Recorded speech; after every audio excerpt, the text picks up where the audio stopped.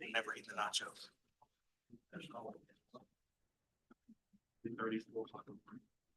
Coming out of my skin.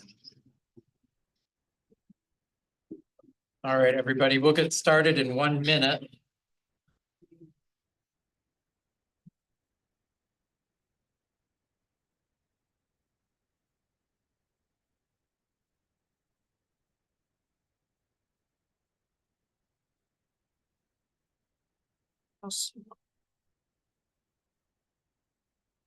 You didn't feed the mice today.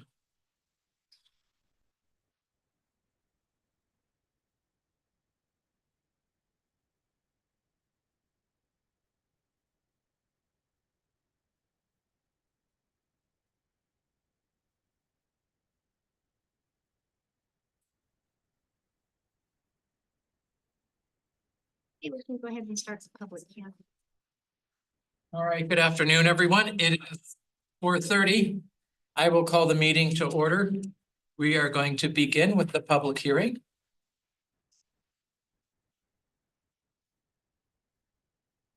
Ms. Garcia. Rodriguez. Thank you. Thank you, Chairman Shaka and members of the board, Dr. Spurgeon. So this evening, we later on in the agenda, you're gonna have an action item to approve a revised budget. So statute requires us to revise a budget in December if our budget goes down. Well, technically, our budget is not going down, but it is. As you can see, our ADM number is lower than what we originally adopted the budget at, but that's only because I have a couple of member districts that have not been able to get their ADM to the Department of Education for CTE yet. So we've been working with them all year and I think we're finally getting to where they have their data ready to upload, but that caused our ADM to drop. Now, if you look, once those two districts get their ADM in, which they're large districts, so there's going to be about 1,100 more in ADM coming. So I'm projecting by the time we get to May, we will be up to 9,200 students. Or they're not students, they're ADM. So it's more than 9,200 students, right? We have lots and lots of students that we are serving in our member districts and at our central. And you all receive ADM reports weekly or monthly from Louisa. And you can see that our central programs are growing as well. So I'm very pleased with where we are ADM wise, but tonight is formality. So we'll be asking you to revise the budget. You can see that the M&O budget, which is the top portion of our table, has decreased because of the decrease in the ADM. But we have increased in our carryover. So that means that what we had in our budget, what we projected we were going to spend, we didn't spend all of that last year. So we're going to have carryover additional of 12 million. And my recommendation to the board is that we take some of that and we transfer that over into our capital budget. We know we've got some really large projects happening right now with 4 major construction projects. And that's a lot of capital that we need to support with furniture and equipment and things like that. The programs that we are going to be putting in those areas have some large capital requirements for them. And you can see our increase in our capital carryover as well. So we are sitting in a very good position at this point. I feel comfortable, and you see that M&O budget went down even more than the 2 million, and let me tell you why. Because we had such a large carryover in M&O last year to this year. Our expenses are lower than what that budget shows. And so what I've projected is carrying over about 8% of our M&O budget by the time we get the expenses out into the at the end of this year. We'll I'll revisit this in May. We'll have another conversation and you can see where we really are closer to what we actually said we were going to spend. So at this time, this is the public meeting portion of it. And so I want to open it up to any questions that anybody might have. Did anyone from the public ask to? Public hearing, anybody, you just to open it up and if anybody Okay, wants to. so if anyone would like to address the budget, if no one comes forward, I'll allow board members to. Hearing no one from the public, I'll turn it over to the board. Any questions from the board? You, Marcy. Ms. I got a question. So, what is your confidence level that those numbers are gonna be what we want them to be in May? The ADM numbers, very high. I look at those numbers every week with our student management team. And one of the questions is, because this is the first year that our member districts are reporting themselves. What we track is, what was their ADM last year when we were reporting it for them? And what is their ADM this year? My expectation is those numbers are gonna be really close and aligned, right? And if there is a decline in any of the enrollment in our partners, we're reaching out to them and we're saying, is there something wrong with, are you having some challenges with the data? How can we support you? How can we help you? So we've been right there beside all of our members. So I'm very confident that those numbers are good. They're aligning really well with what was going on last year. And that growth in ADM, 200 of those ADMs are coming from our central programs. So. So is there any risk moving that 12 million? I mean, will we access it if we can't meet our obligations in May? Absolutely, yes. So I watch the expenses as well. I'm pulling up reports on a weekly basis to make sure that the money's getting allocated properly and that we are staying within budget. My system allows us to put some triggers on there and some alerts for me. So I'm very confident. And yes, at any time, you can move that money between M&O and capital back and forth. So we will have that opportunity in May if I see that that was a little too aggressive. Thank you. With regard to the reporting from those two districts, do we know what has caused that Yes, lack of reporting? we do. And that's been addressed and. They have the same student management vendor. So it was the one vendor who just wasn't able to reprogram like the other vendors were to get that data to be extracted and uploaded. So we've been very supportive of them in getting the information to the vendor and helping them work with the Department of Education. But it's, we can only do so much and what we're able to give to them in support. The follow-up, my question is, what happens if they are still in May not able to get that data to us? Well, I will tell you that I have spoken to both of the CFOs from those two districts because now money's involved. So they're putting pressure on that vendor. That vendor is moving. One of the districts is submitting data. Just didn't get the data into ADE before the deadline that we had. And then the other one's very close. So they will have it in by May. They're putting a lot of pressure on that vendor. Could I just follow up on his question? I would like to see something in the IGA that says they have to report this in a timely manner, or it affects their payment at the end of the year from us. Well, thank you very much. There is some language in the IGA about that they need to upload and send their data so frequently, right? Because it's been a vendor issue. We've been patient with them, but the phone call that I made to the CFOs was, we will not be able to give you your West-MEC allocation until we see your data uploaded. So we did withhold payment. But there should be a penalty because you're having to do extra work. West-MEC is having to do extra work. And at the end of the day, they're gonna still get their money. It's just gonna be later in the year. Is that correct? Yes, that is correct. They should have a penalty. But at the end of the day, Frank, we have the same problem. Their ADM person quit. They couldn't get a new person up to speed. Trying to interface with the state and their computers could be like trying to change a light bulb with a toothpick. It's difficult. Do I know either the CFOs? Don't answer it. If they have $100,000 penalty coming, they'll figure out how to use that toothpick to change the light bulb. But it might not, you're gonna hurt kids then, Frank. And it may not be the CFO or the other kids' problem. It may be that they did have a person that quit. And the new person didn't know how to upload to the state satisfaction. And it got delayed. But it's causing work on our end. And why should we carry the burden because they didn't get someone up to speed? Well, I'm not sure. we Anyway, so should. that we're getting off the question. Yeah. Well, Is there a deadline or another opportunity for them to respond by? Is there a set dates or anything? It will, Please, they should have had this data uploaded by October first. okay, But that, so the deadline is by the end Oh, of the fiscal year, which will be like June first. June 1st of next year, okay, all right, so basically, hurry up and get it reported ASAP. So, okay, It's pretty long, yeah, okay. 7, 8 months. We're doing our best to help them and support them. This is their first year of uploading the data themselves, so we're. That's a fr- I'm not sure it's okay. Okay, In the final analysis, this will be the best budget we've had since I've been here.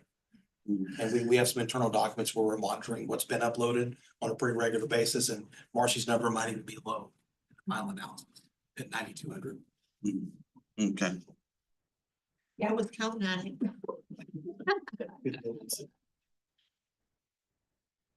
any other questions from the board?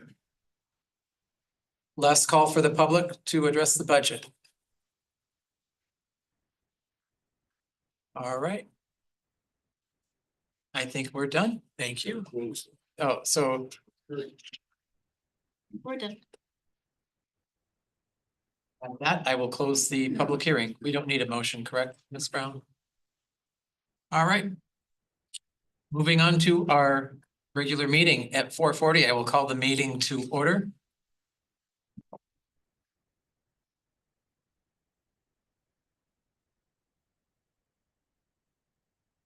Shelley Tome, will you please lead us in the Pledge of Allegiance? Would everybody please stand, followed by a moment of silence. Pledge allegiance to the flag of the United States of America and to the republic for which it stands, one nation, under God, indivisible, with liberty and justice for all.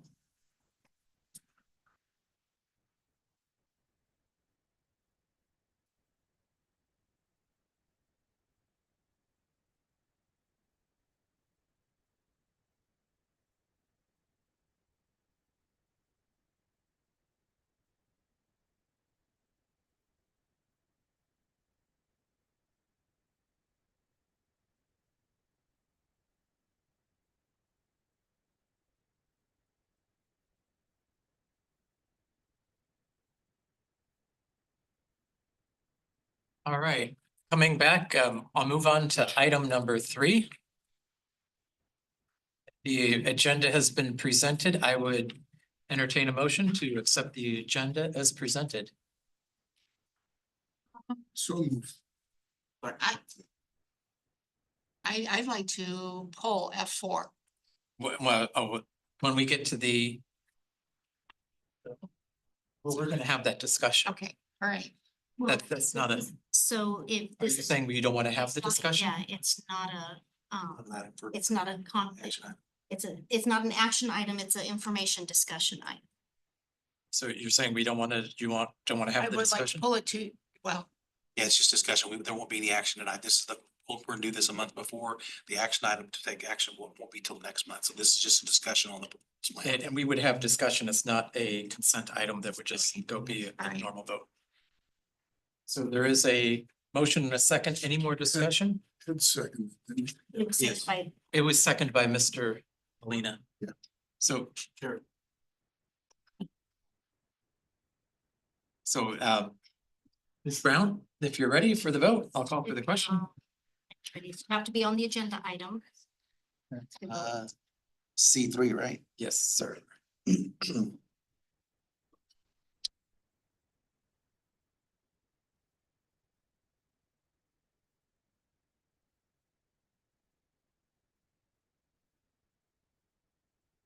Anybody? 2 votes that didn't come in. I'm enjoying the meeting. on this? You haven't? No. Okay, so go ahead, give me a verbal yes or no, Yes. and then go ahead and join the meeting. You have to go Mine's back not to in the there too. program. One, yes or no? Yes. Here, give me the meeting, but. Usually Keep there's something moving your down. mouse or something. Uh, All right, it passes unanimously, so we will go on to current events.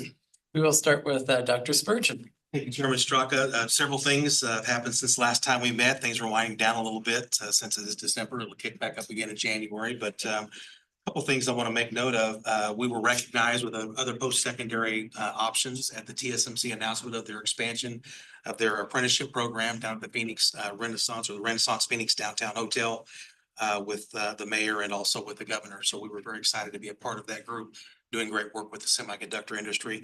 Second thing, I was able to welcome our number of individuals to the West-MEC Valley Workforce Success Series at our Northwest campus. That was all done on professional skills, and I think West-MEC sets the standard for teaching and incorporating professional skills in our programs.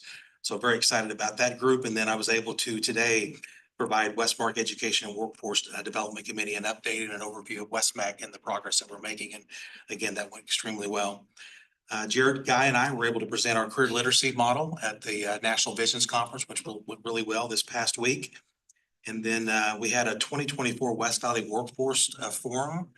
And what was really cool about that is we had a student, automotive student from our Northeast campus that came and spoke and told his story, his success story of being a part of West-MEC and the value that it brought to him and his open doors of opportunity that he has, and just did a great job, probably a 7-8 minute. Thanks to Jessica Button for bringing that student in. Just did a phenomenal job, represented West-MEC and all of us very, very well. So I want to say thank you to him and also to Jessica for setting that up.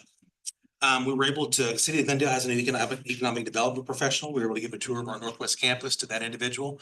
We're working for a partnership with the new Mario Andretti indoor go-kart track, which will be open, which is just north of the Top Golf facility, and then just north of the Mario Andretti is going to be the new Dick's Sporting Goods Immersive Experience store, which is going to be a phenomenal piece right there. But we're working to try to get that partnership with Mario Andretti and our power sports program at the Northwest campus. So it was a great conversation.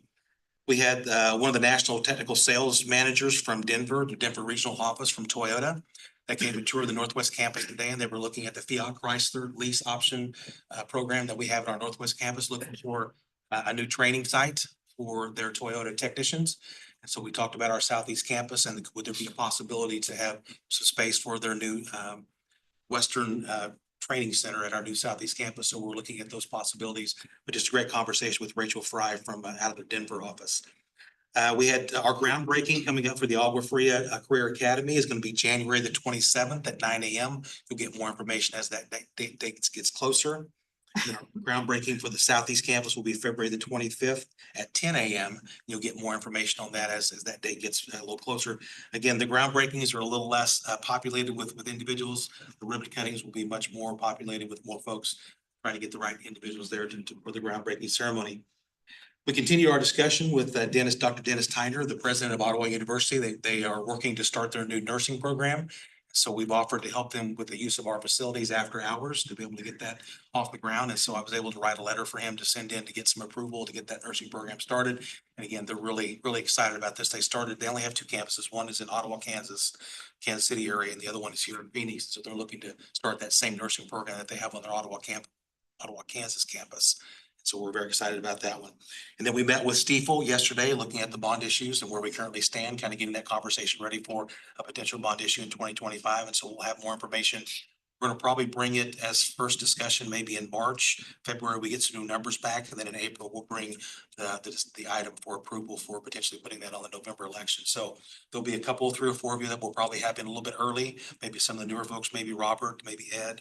Maybe Terry, we may have you in a little bit early, maybe a couple at a time to go through with Stiefel, so you can have a much better understanding of what bonds are and how we do it and where we're at prior to that March meeting. So we'll hopefully be able to get that out so everybody has a better understanding. So if you're interested, for sure, please let me know. If not, I'll try to find the ones that have been here the least amount of time and try to get you guys in there to have a conversation so you have a better understanding when we get to that March meeting. So Are you asking for yet or? It, right now, it's, I think the last number we got at this last meeting was 364 million was our bond to capacity.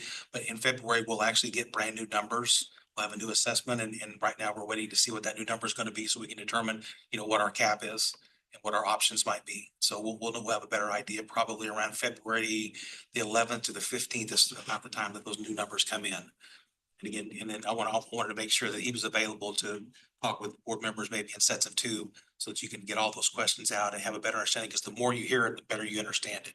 Because it's just numbers you don't deal with on a regular basis, so it's best if you get a chance to see that, so. Next thing I want to do is I want to bring up Mr. Chris Wethington from the Northeast Campus. Chris, can you come up for a second? Every so often, we just have folks that go above and beyond their call of duty, and Chris is an auto tech teacher at our Northeast campus, and he was able to work with UTI and Josh Minke and take our students, and I believe it was to Penske, right? North Scottsdale, Penske, correct. North Scottsdale, Penske, and Josh sent a follow-up email, and it was just such a wonderful piece of information. I wanted to bring him up and recognize him from the board. It says this. It says that I just wanted to reach out and tell you how pleased I was with Chris and his students on a recent field trip we took to Penske, North Scottsdale, and UTI. While en route, he told me the students were dressed to impress. I assumed that they were decked out in their West-MEC uniforms. When they arrived, they were all dressed in button-down slacks with dress shoes. This has not only impressed me, but the service managers at Penske, as well as the staff at UTI. We aren't used to seeing this on our field trips. They may not know it now, but Chris is teaching them skills that will serve them well far beyond West-MEC. Aside from their snazzy attire, they were also extremely polite and professional throughout the day. Many of them have expressed an interest in working at high-end dealers. I believe that with their attitude and foundation that they are getting at West-MEC with Chris, many of these dreams will come to fruition. I just thought you might want to know about this, and I will have them back anytime. Anything I can do to help, please let me know. I attached a few pictures for you as well. Have a great evening and happy Thanksgiving to you and your family. So I want to say congratulations and job well done, Chris. Thank you for doing what you do.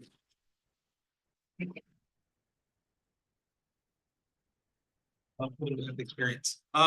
So just to follow up, I guess, with what Josh explained, most of my students have ambitions to not just work in automotive field, but to work for like Rolls-Royce and Maserati and all these big names.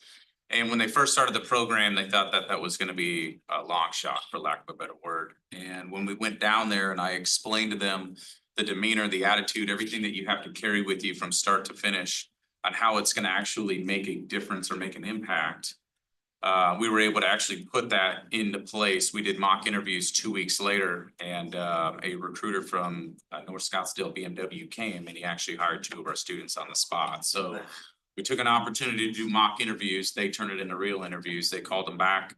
Aiden went Friday and Anthony went yesterday, and Anthony was the gentleman that spoke at ASU for us.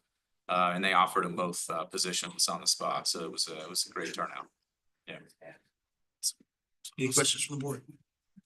Well done. Thank you for all that you do. Appreciate you very much.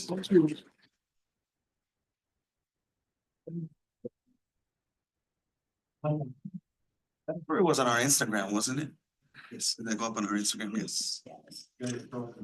Yeah. I'm gonna put that up there. I got one last recognition. Once that comes up here. We have royalty among us. So I'd like to congratulate and recognize Chairman Straka, Great American Title Agency. Congratulations, Frank Straka, on being one of the top agents in Arizona through Q3. January 1st to September 30th, top 10% in the state of Arizona for your sales and your total sales. So I want to say congratulations and well done. Thank you.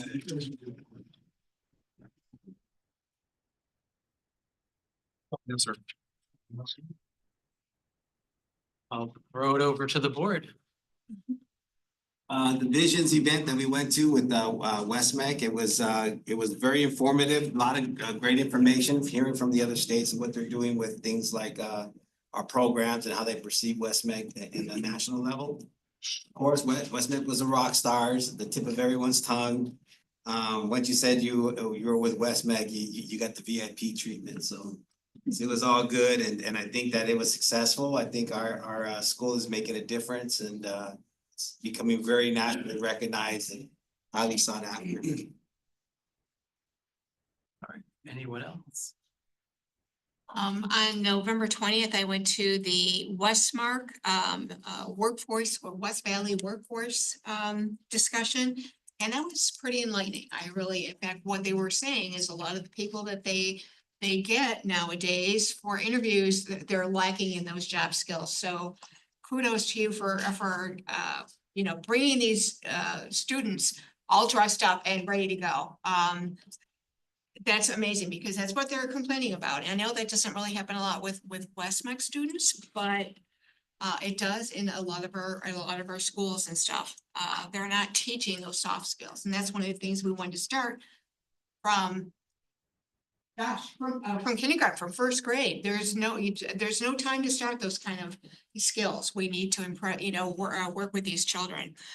So it was really a good meeting and stuff like that. I also went to the TQI visits for both Greenway High School for the Glendale Unified School District or Union High School, and then also the Agrafree. I wanted to see, I think they're doing a fantastic job with what they're doing. So I went to see them, I think it was what, Tuesday?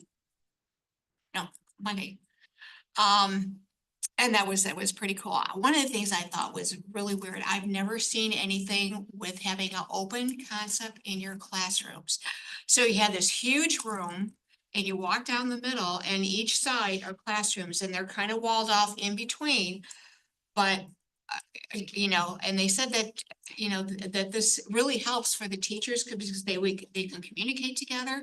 It also stops, you know, with, having kids misbehave and things like that because everybody's eyes are on them, you know, and they say it works a lot better. So I thought that was kind of weird, but working with the CTE directors, they're doing fantastic jobs at those schools. So I really enjoyed it. So. Want to recognize for the reasons both of you explained. I want to recognize Chris Cook and his team. And the social media is it's great. I mean, I love seeing those stories. The one you just highlighted right now. I read that narrative and I had a huge smile. I was in my office by myself and I was like, wow, this is awesome. You know, especially the recognition from, I think, was it the BMW dealership or Penske, and just seeing our students look so professional and it's just great because it highlights the accomplishments from the students, the recognitions and the accomplishments of the teachers, the administrators. I mean, we have a bunch of rock stars and honestly, it makes me feel very proud to see that because it's just exciting and it earns us the confidence of the public too. So solidifies the school's reputation and we have the confidence of the community and it's just, it's great all around. So keep doing an excellent job. I enjoy seeing those stories, reposting them and liking them and commenting on them. So Those are the kinds of things that will yeah. help you get a bond passed. Exactly, yeah, yeah. You hope. So yeah, thank you for that.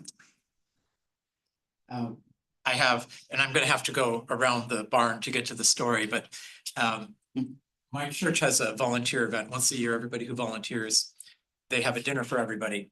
And so it was just this past month. And I had misplaced my wife. It was the Peoria campus where I go to church, and there was probably 1,000 volunteers.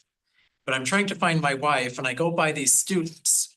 And I shared this with Dr. Spurgeon, and the one student was all excited. They had just got into the aviation program at West-MEC, and the other student was all excited. They were getting into another program. And what was exciting about that was it's the students talking among themselves. That's what's really going to drive our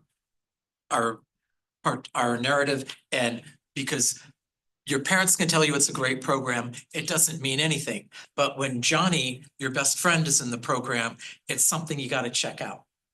And so it was just kind of fun that I was in passing. I wanted to say something, but I'm like, I don't want to interrupt the conversation. I got to find my wife. But so for the staff, that's the narrative we've been wanting to build. It's a one-off example, but it's always exciting to see that kind of thing. I just have to hitchhike on Mr. Ramirez's. We have a great group of rock stars. And that's why we hear all these things going on. The auto teacher or the instructor from Northeast reminded me of the short clip that Miss Brown sent us this afternoon from ABC. I don't know if Chris helped pass that along.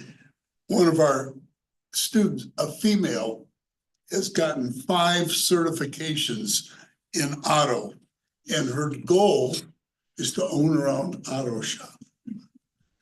I mean, teaching the kid beyond how to fix the fan belt or something is what we've done so well. In the years I've been here, we've had kids lined up on the side with a tie and a nice shirt, the girls all dressed up and come and speak to us for 30 seconds each. We don't need long speeches, but man, was that cool, and still is. That's the highlight to me of being on the board, seeing what we've done. And that ABC piece just highlighted. I don't think it was one of our central, I think it was a satellite campus. No, Northwest Campus. Was it Northwest Yes, Campus? Genesis is there. No wonder. Okay. Well, thank you, and thanks to everybody for all they do.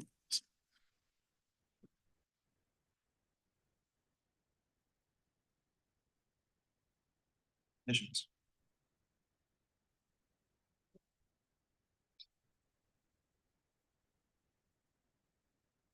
All right, sorry, I typed in my password wrong.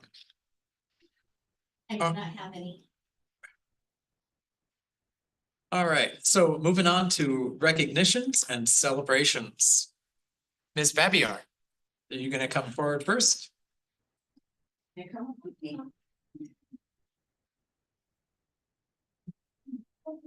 Welcome. So staying on the rock star theme that you have created, I'd like to read you a little bit about our Employee of the Month from the Student Services Department, which is Karina Chavez. So please help me congratulate Karina on being named Employee of the Month. Karina has been with the Student Services team for 2 years as the Application and Enrollment Specialist. This new position in Student Services has impacted efficiency on many levels. In her role, Karina sees the big picture of the student application and enrollment process. Her organization and forward thinking with the new SIS system has streamlined many processes for students, parents, member district counselors, and West-MEC colleagues. In her role, Karina has mastered all areas of the Focus platform while continuing to educate internal and external users. In some areas, Karina has included the second program student application, the creation of multiple reports to streamline student scheduling, and multiple professional development courses to assist counselors to accurately and efficiently complete rubrics and run reports. One of the most notable ways Karina has impacted West-MEC in her new role is through her ability to bring multiple groups together for collaboration and consensus to build, improve, and expand the West-MEC application and enrollment process. We want to thank Karina for her ability to look at all aspects of the position, helping to create solutions and develop processes that continue to impact students' faster way forward positively. Please congratulate.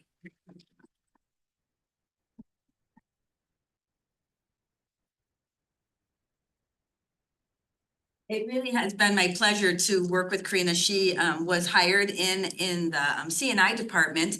And as we do here at West-MEC, we help our folks grow, right? So she was an administrative assistant for C&I. They were sad to see her go, but happy to watch her move to a higher level position as a specialist here at West-MEC.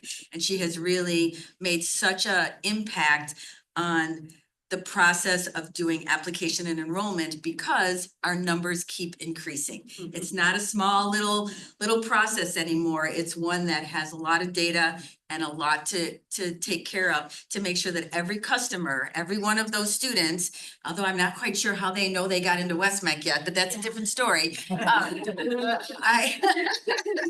Because we haven't given any letters out yet, but aren't they cute? But it really is just an exciting time. So Karina, do you want to say something for a minute? Yeah, so thank you guys. This was a huge, like, I didn't know about this at all. I didn't vote for myself. I voted for another person because we all are, student services is a huge team and we all help each other in our department and we are really customer focused. And my whole job is to help our community and our families and students make sure that they get their foot in the door for their faster way forward. And I love getting those phone calls from our families saying, my kid loves West-MEC. They've been waiting for this since 8th grade when our recruiters go into their classrooms. And they're like, I really want them to get in. Can you just like put a little like move up, like make sure that they get in? And I was like, I wish I could. I wish I could get all your kids in here. But I really have enjoyed this role. And with my previous bosses, and they're here, Jared and Laura, I was afraid to leave because I didn't know if I was qualified to even move to this position. But they encouraged me and I was like, okay.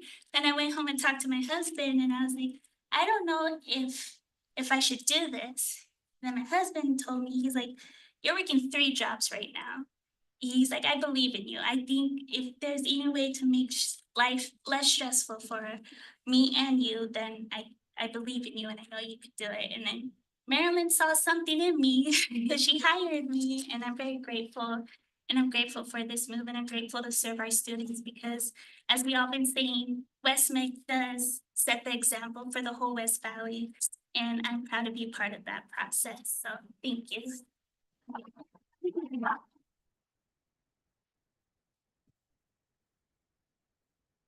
Where you want to steer. If everyone would line up on the wall. Another good sign. That was so good. Yeah, no, it's amazing. They always like colors. Put the big stuff down. I appreciate that. Hurt you? Oh, I never thought it. All right. 1, 2, 3. One more. 1, 2, 3. Congratulations. Thank you. Thank you so much.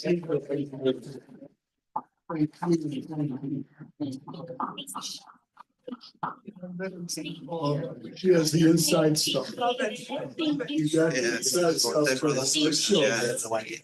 More functions. I appreciate it. Thank you so much. All right. Mr. Guy. Chairman Straka, Governing Board, Dr. Spurgeon, sorry, you don't get Mr. Guy for this one because he It's on works my on agenda, campus. sorry. We at Southwest Campus recently received notification that the American Welding Society has decided to recognize Mr. Eric Pye. If he'll please join me up front here.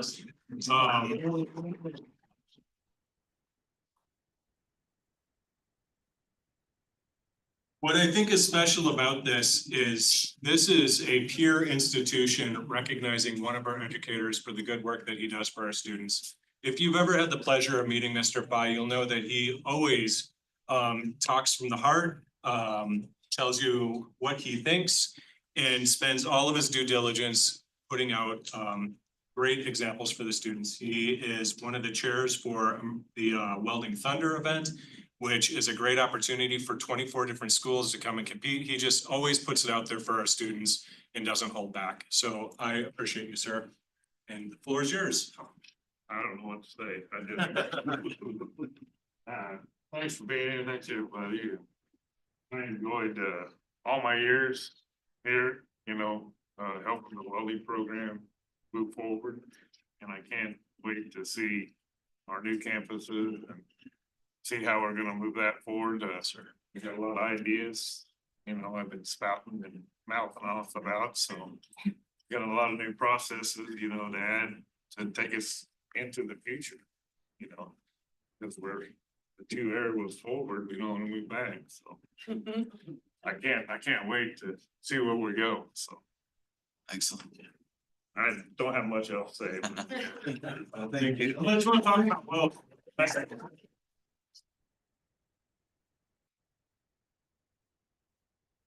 Actually, have a picture. Last year we got a picture with everybody, so. This is not the actual certificate, they haven't mailed it yet, but this is what mine is. Congratulations. Thank you. Good luck. Keep them going, Yeah. Sorry, sorry. I'm so for that. Got everyone in? All right, guys, somebody take a photo of this. Okay, 1, 2, 3. Then one more. 1, 2, 3. Congratulations, Eric.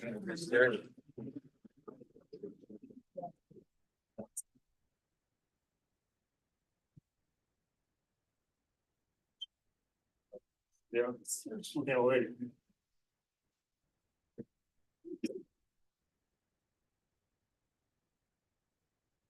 Right. Our last recognition is bittersweet, I think. We've known for several months that Mr. Miglerino had chosen to retire from the West-MEC Governing Board, and we're gonna miss you, sir. I'm just gonna yield the floor to Mr. Garcia and let you kind of say something, and if you have anything to present, bring it on down.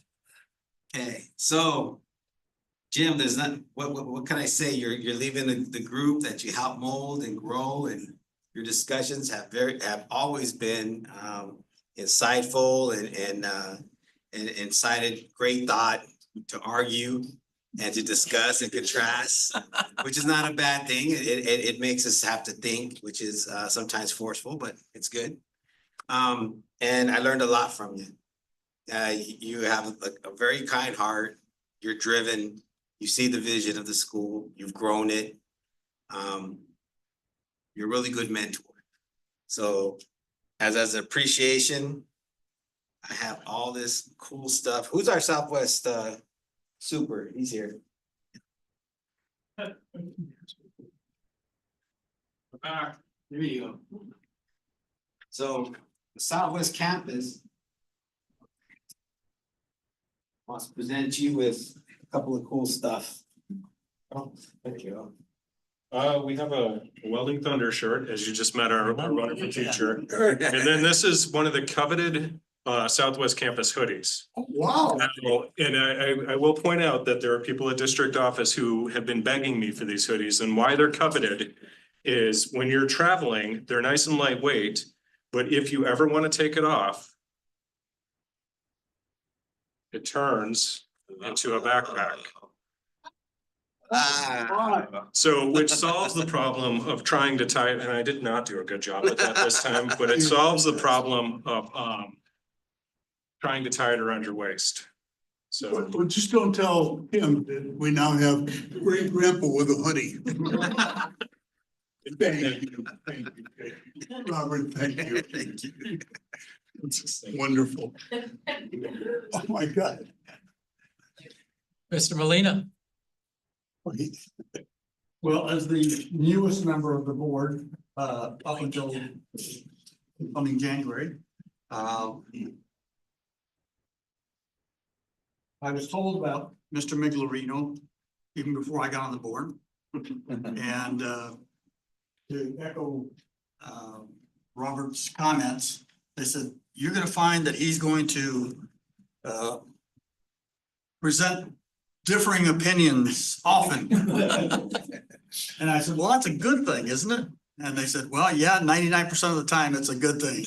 So at any rate, you have not failed to demonstrate that and to the betterment, I think, of the board actions, and most importantly, to the students of West-MEC throughout the entire West Valley. So thank you for your years of service. And with that in mind, these are all presented from the staff of West-MEC. Several different colorful shirts. Not as nice as the Southwest Campus hoodie. But nonetheless, I thought I hit pay dirt when I saw them on by my desk there. I said, oh man, I got some great new shirts. Thank you so much, Ed. Appreciate it. Appreciate it. Thanks for being on the board. For those of you that, it takes a lot of time. And I do appreciate this. I'm terrible at this, but thank you.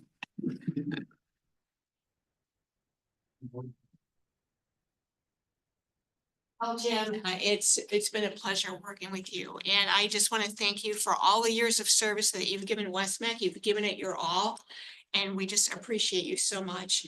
And you have a whole new wardrobe. If you don't want any of it, you know, you can come and see me. I'll take a lot of it. But you have some like warm shirts and stuff like that, all from West-MEC staff. Thank you, Linda. Thank you, thank you, thank you. You know, I'm so proud of West-MEC. I love wearing West-MEC shirts. You know, I just proud to do it, proud of what we do, and proud of the staff.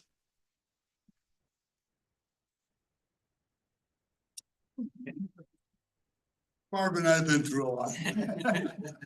Yeah, we've been there together. Yeah, we have. Once in a while, he thinks he's the oldest. I'm really the oldest. Or one day. So it's been interesting and your wisdom has been wonderful. Really, we are where we are, a lot to do with the wisdom you brought to the board.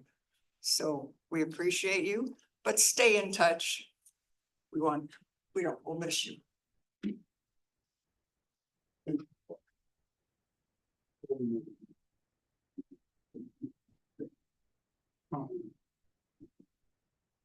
Wow. Maybe I brought the bigger car. Northwest and then northeast campus. Yeah. I like that. Oh, wow. I'm gonna have Central Campus. Troy wants to come up too, but otherwise I'll do it myself. Yeah. I'll wait for Troy to come up.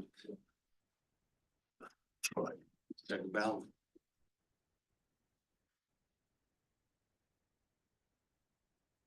I have two shirts for you from Central Campus. It's not on this side since he's okay. Hey, Troy. Yeah. Yeah, from I guess it's fitting, maybe they gave me these because these are from the Law and Public Safety program. Awesome. But, and I just want to thank you. I love your advocacy and your passion for the students and your friendship too, and reaching out to me, especially at the very beginning when I was a new board member and kind of helping me out. So I really appreciate that. And then also the conversations and the challenges and the insight that you provide. Thank you for all your years of service. Thank you. Thank you. Thank you. Troy, thank you. Thank you. Thank you. Wow. I do have a new wardrobe. No. Frank, I don't understand how you could top that. Well, Oh, you. the company Oh. bomber jacket, Oh. Oh. not to be outdone. Oh. Oh, that is just awesome. So Jim, 10 years we've worked together and it's been a great ride. I don't even know where to start. You know, I'm often reminded you have 56 years in education. 60. But what a lot of you don't know, his first job, he busted the Last Supper. I was a shop teacher. Did you all know that? I was a shop teacher back in 1964. We talk about going full circle. But we've had conversations here, conversations at restaurants. I've appreciated your friendship, your wisdom, the banter back and forth. You will be missed. Just, let's stay a friend. Thank you, Frank. Thank you so much. Just Mr. Jim Miglerino, thank you very much.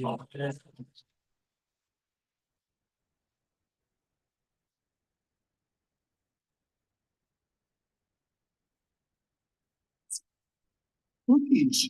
From cabinets. Oh, nice. Awesome.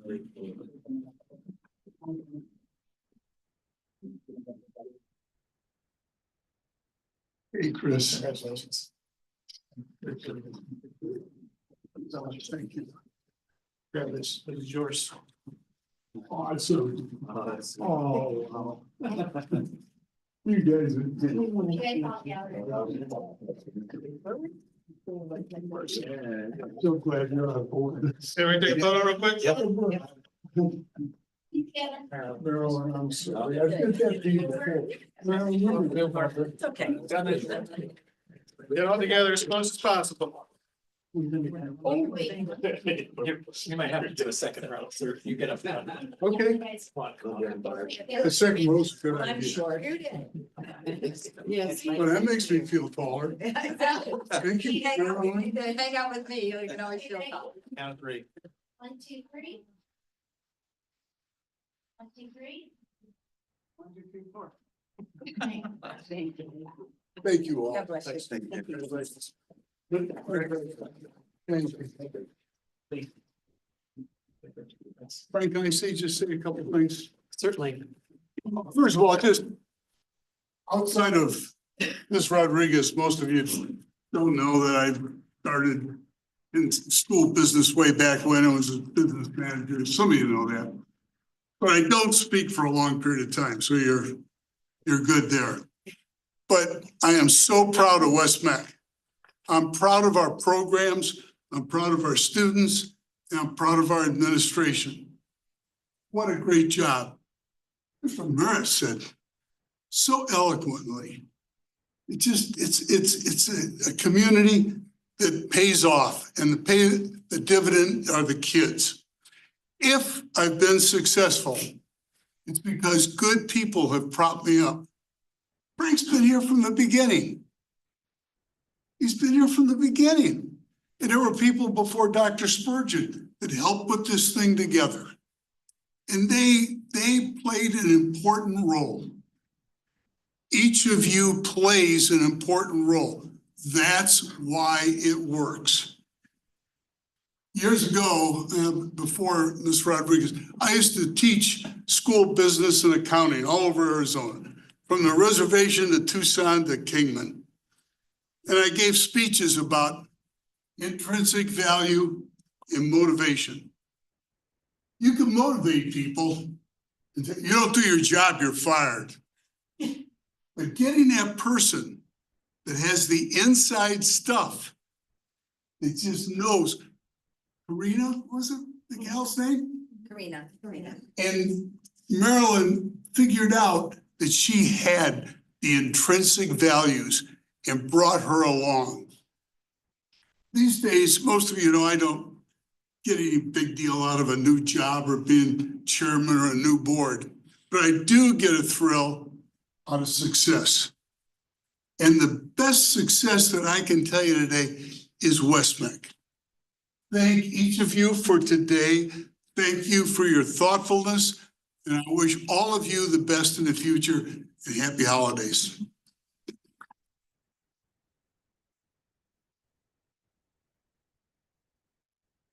You didn't want a lot of accolades, but I did forget to read your speech or some remarks. So if I could finish close with that. You're the boy.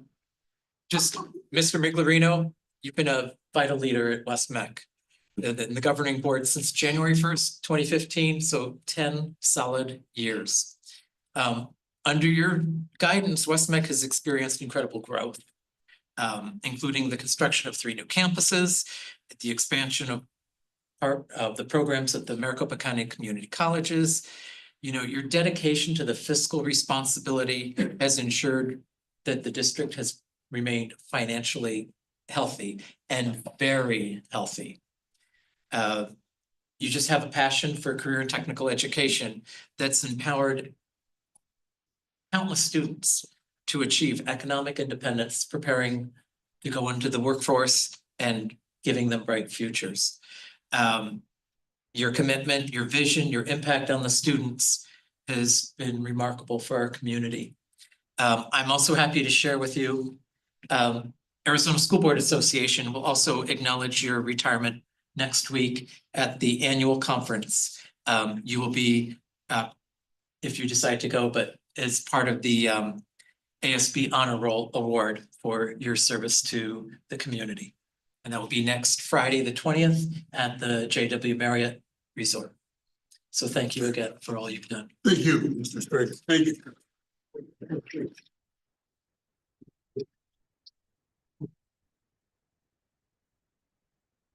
All right. I gotta log back in again. Sorry. All right. So the one thing Mr. Miglerino does love is students and the presentation, so we are happy to bring the students up from Deer Valley. Jamie Fitzpatrick, come on up. I know people at Deer Valley. Good evening. I think they're bringing our slides up. Thank you. I don't know how I can follow that. But excited to be here tonight. Jamie Fitzpatrick, local director for the Deer Valley Unified School District. And that is a tough act to follow, but I think we've brought two of those themes in with you. One is the power and the impact of the student story, and the other one is swag. So at your seats, you've got some Deer Valley Unified School District CTE swag. So hope you can enjoy that, a little token for the holidays. And we are excited to present to you tonight. We were limited to 5 slides, which was really hard. So we're going to share some highlights from our stories. We've brought some of our ambassadors here tonight, and I've got some folks that I'd like to introduce you to from our team. We have Mrs. Debbie Kidwell, one of our CTE curriculum instruction and assessment specialists. She also serves on the Arizona CTE Curriculum Consortium steering committee. We have a teacher from San Jose O'Connor High School, who's also a parent of one of our presenters tonight. This is Cindy Thomas. She teaches software and app design and cybersecurity. And we have our coordinator of our CTE Ambassador Program in their 4th year and 4th cohort, Mrs. Lori Beth Horton. Also in her spare time, teaches marketing and advises DECA in one of the largest chapters in the state at Mount Ridge High School. So I'm going to limit my time with you tonight to sharing just some of our highlights in the 24-25 school year. So our story goes back to July of 2024, where we opened our construction technologies program at Barry Goldwater High School. Really bringing the trades back into the Deer Valley Unified School District and being able to provide that opportunity for the high wage, high demand career pathways for our students at Barry Goldwater. I'm happy to say we filled the program with over 150 students. And we have a plethora of business partners. We started with financial support from West-MEC through one of the innovative program grants, which we are so grateful for, and also a grant through the Arizona Office of Economic Opportunity, which furnished most of the heavy equipment and tools and things that are part of the program. And we also received on the curriculum side a grant from NCCR, who also were able to furnish us with not only tools, but the curriculum and the certification materials and training necessary to get our kids that NCCR core certification in their first year of the program. We are blessed with having many business partners that have already been a part of the program in the short time that it's been up and running. DPR Construction, McCarthy, Chase, Sun Construction, we've had GCU and their electrical program come out, West Coast Plumbing and Air, just to name a few, many more. Our advisory councils pack in for construction tech. We had a great grand opening back in July and are excited that this program next year will grow to the second level of the program with our advanced students. Also new this year, we launched the AP Cybersecurity Kickstart program. And you may or may not be familiar with it, but AP is programs put out by the College Board where the students can earn college credit going into their post-secondary experience. And the College Board has kind of caught the CTE bug and realized that CTE is where it's at. And with the folks over at San Jose O'Connor, we were able to meet with the College Board and become part of the pilot program for the Cybersecurity Kickstart. West-MEC has been extremely helpful by inviting our team out to see their network security program at the Northwest campus. They've actually helped us with some of the technical infrastructure to get this going. And Mrs. Thomas has been able to work with her students to launch the first year, and next year we'll move on to the second level of that program. Advanced manufacturing opportunities throughout the valley, with TSMC being in our own backyard and in our district property, or in our district boundaries. We meet with them fairly frequently. We're grateful to Julie Rodriguez and her team because they held a advanced manufacturing boot camp this summer. And we got to have our teachers and staff be a part of that.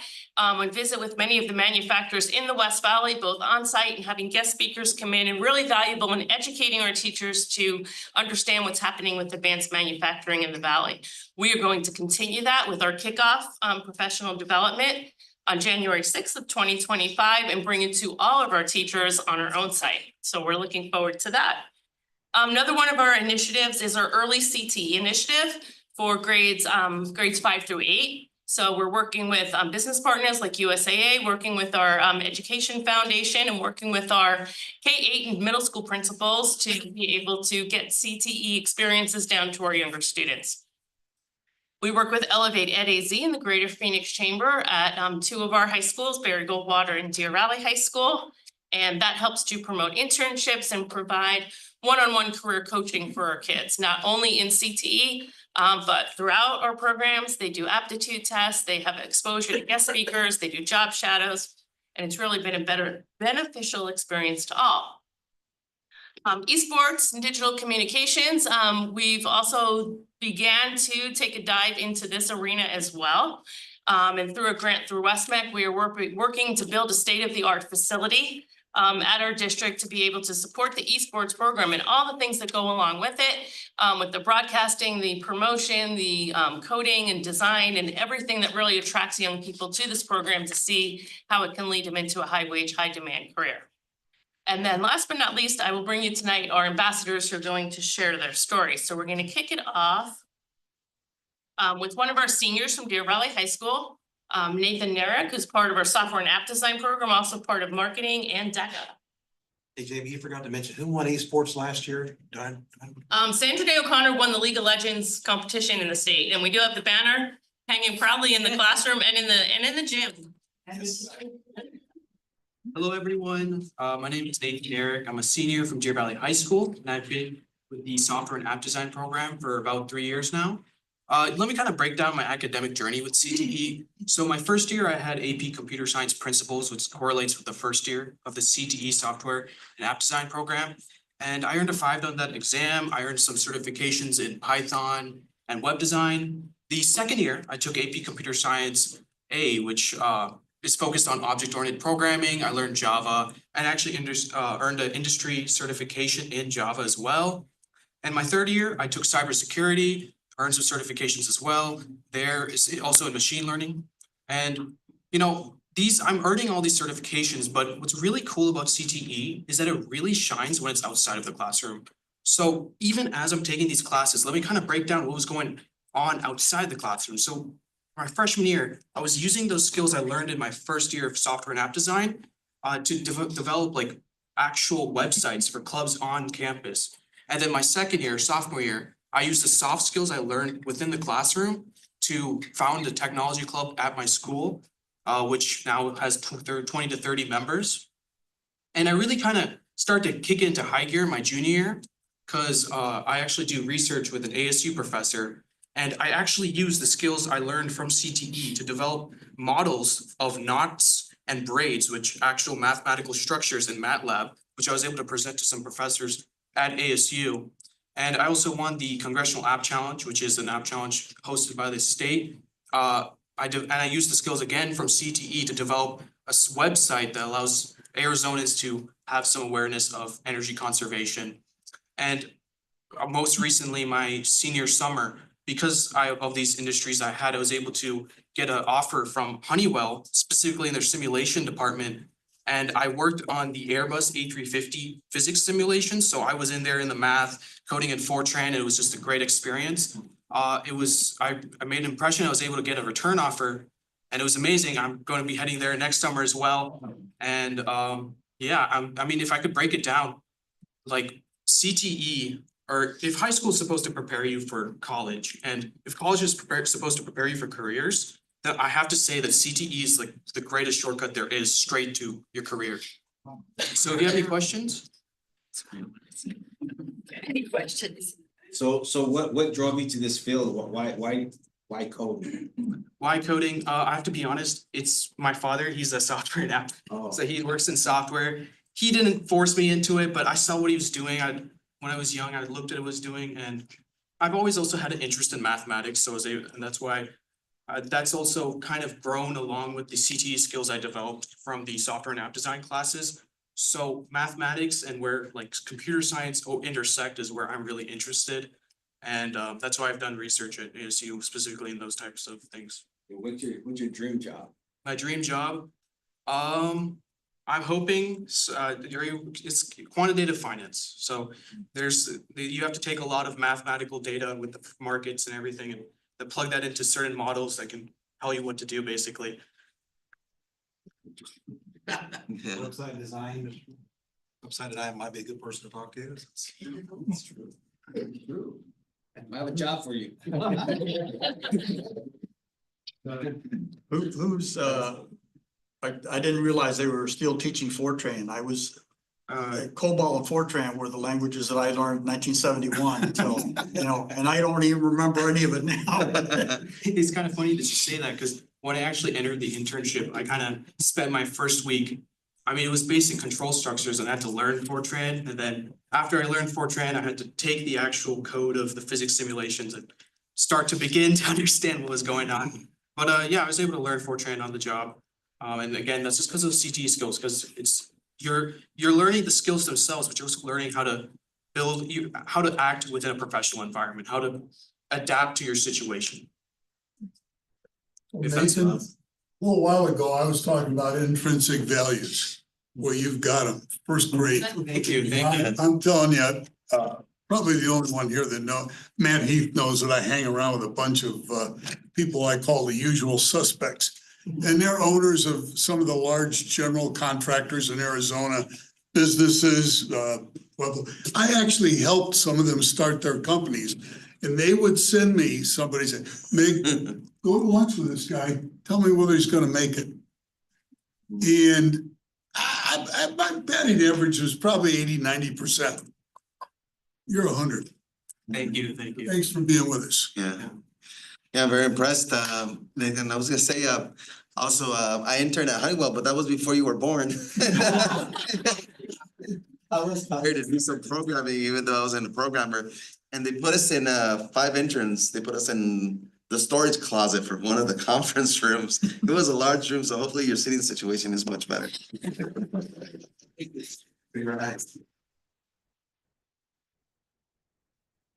Hi everyone, my name is Karina Kapadia. I'm a junior at Mountain Ridge High School and I'm in the marketing program.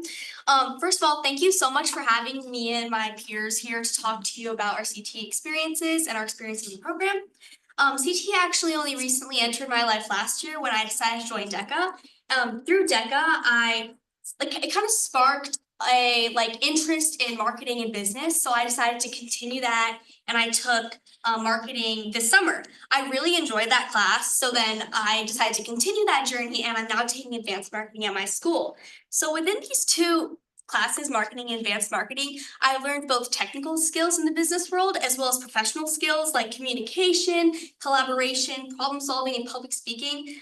For example, like today, I would not be able to be here talking to you if it weren't for marketing to teach me these public speaking skills like my hands and eye contact. So I feel, and like you said earlier, how there should be teaching more professional skills at a younger age. I truly think that CTE is doing that, and I'm learning those skills through it.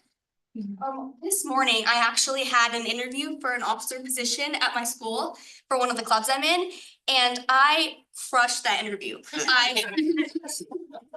It was really successful, and I fully credit that to the marketing program and through the professional skills that I've gained throughout it. And also through Marketing in DECA, which is the CTSO that is provided within marketing, I've attended different conferences. So Fall Leadership Conference and Camp DECA are 2 things where I went to different workshops and I learned about different leadership skills like communication, networking skills, how to build relationships with different people that you may not be able to have them with. And these have taught me just a lot of things that I know I'll be able to apply to my life in the future, whatever I do. Also, I went to the State Career Development Conference, which is a competition within DECA, and I was a finalist there.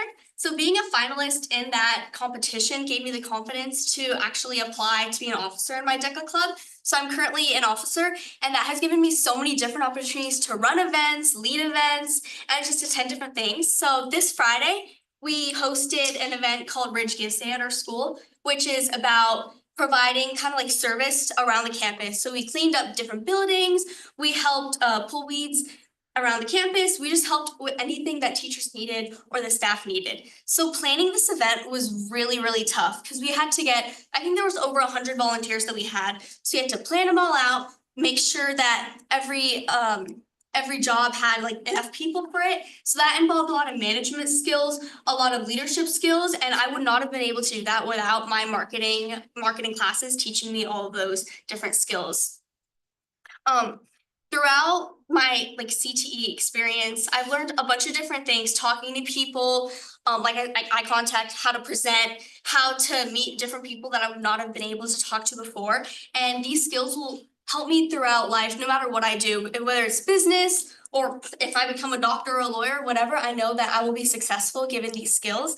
And through being a CTE ambassador, I hope to show future students that this marketing program at CT has positively affected me so much. So, and thank you so much for your continued support for our program, because you do not know how much this program has affected me and all of my classmates. So thank you so much. Same question, what do you wanna do? What's your end goal? What field do you wanna do after graduation? What do you wanna get into? So after graduation, this is just a dream. I don't know what's gonna happen, but I wanna work at a company. I wanna kind of like run a department that helps with like community service. So like how these big companies have like a bunch of like charities that they work with and that they like provide money to. I kind of want to work with one of those. And so I'd still be getting paid a lot because I'd work at a big company, but then I'd also be helping out the community in like a positive way. Very That's what I do. Blue Cross Blue Shield has a position like that. Blue Cross Blue Shield has a position like Keep that. that in mind. He's also a lawyer, so he can. Yes, I am. You epitomize what West-MEC is about. Thank you so much. Really. You got competition, young man. Thanks. Thank you. Thank you.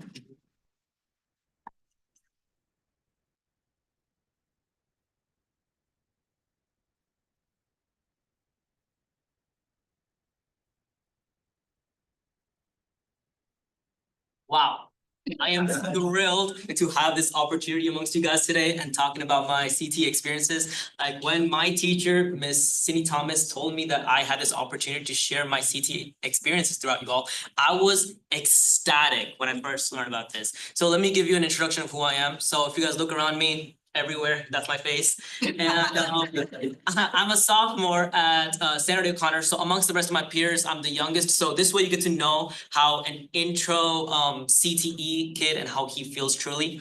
So throughout this past decade of my life, I have taken various courses regarding from physics to calculus to chemistry, but one course has specifically changed my aspect of thinking and my life practically. And that is my first CTE class that I took back in my freshman year last year. It was my computer science principles class, and I totally crushed that AP test, getting a 5 on it and earning college credit. And that first CTE class, the most valuable thing about it, now there can be, in our state alone, there's hundreds of coding classes that you have, but what makes this specific CTE class stand out? Well, it's the hands-on learning experiences that I was able to receive from them, which allowed me to build a fundamental in coding, which I can take in any path down the line and pursue any navigation in computer science. So I'm also part of FBLA, in which I programmed a full stack web application last year with a SQL database and authorization and everything like that, what a normal application has. And that allowed me to qualify for nationals. So I was representing Arizona for introduction to programming and coding. So I walked in my first class not even knowing how to work a remote from my TV. Like I could not switch channels from Netflix to Hulu. Like I didn't even know how it worked. Like what's the science behind this multiple datas? But as of right now, I'm able to learn multiple programming languages. As of right now, I'm learning Java. But in my free time, I'm also learning newer technologies that are constantly evolving world needs, like React.js or Next.js, all these technologies that are much faster and efficient.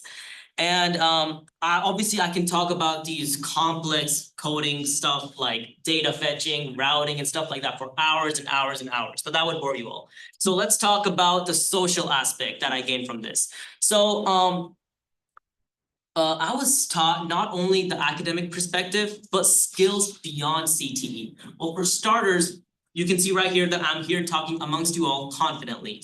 Now, these skills being taught to people in their post-secondary, like public speaking or professionalism. I'm being taught all of that as being a 15-year-old, so which impresses me drastically in my life. And I have gained much more confidence throughout myself. I mean, last year I was a kid who would stay up in my room all day playing video games. All these newer video games that you guys see, or even scrolling on these like newer applications that you might guys know as Instagram or TikTok. I mean, my father was complete sick of me. I was like, I can't stress enough how much like he was practically looking at me and saying, wow, you have so much time and you're wasting all your life on scrolling through worthless videos all over Instagram. I mean, it was literally just cats dancing, in which I enjoyed all that stuff. So, yeah, and it's changed me from an introvert who I was to more of an extrovert, being able to actively communicate throughout people and express myself and my thoughts and ideas. So overall, CTE has changed my life drastically, and I'm continuing to exploring these future benefits that I can receive from them. Thank you very much for your time.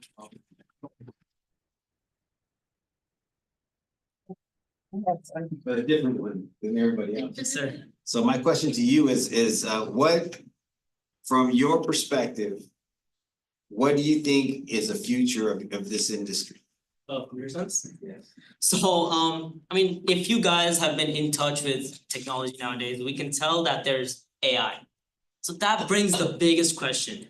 Is AI going to take over this world? Well, I mean, some of you guys might have experienced changes from electrical cars to normal gasoline cars, right? It's all what I call evolution of this world. So it's not like people from like farmers have lost their job due to their technologies that we've had. Since it's a constant evolving world, we need to keep up with the technologies. The biggest part in which I'm pursuing in my college is going to be AI machine learning, which is going to set me apart from all these rest of these candidates. Because as we know, there's millions of people who want to be into that computer science field. I mean, there are kids from like MIT, right? And one of the stories that I saw on Instagram 2 days ago was this one guy. Yeah, I'm sorry, I'm still on the Instagram sometimes, but it has limited. But on Instagram, I saw that there's this MIT graduate. Now, MIT, as you guys know, one of the top prestigious colleges in this world regarding computer science. And he was coming out of that college without any AI ML degree, and he looked 13 months for a job. That's crazy. 13 months jobless from a top college like that. So in order to stand out, as like you said, what I see this future as is to keep up with this world. If you don't, you're gonna be left behind. And as long as I constantly refresh my skills, starting from the fundamentals to advanced skills like AI/ML, I'll be set to good to go. Thank you very much. Yes, ma'am. I would like to know if your father would agree to be interviewed by Chris and we could get that on video. I would like to. I don't know, let me think about it. Oh, there is.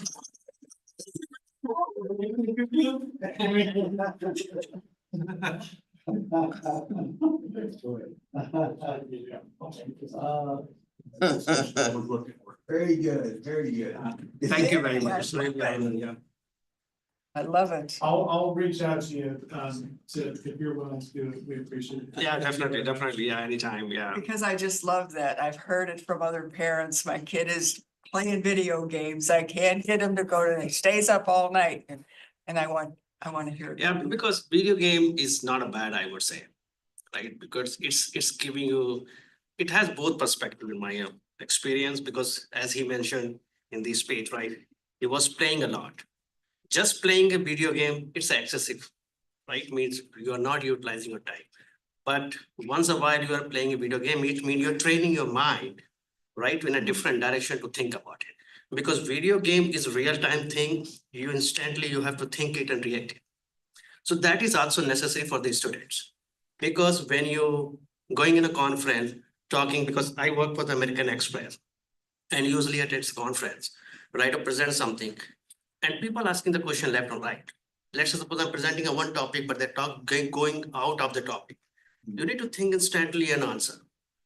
Right, so I would say video game is good part, but not excessive. But whatever the things happening around us, TikTok videos, right?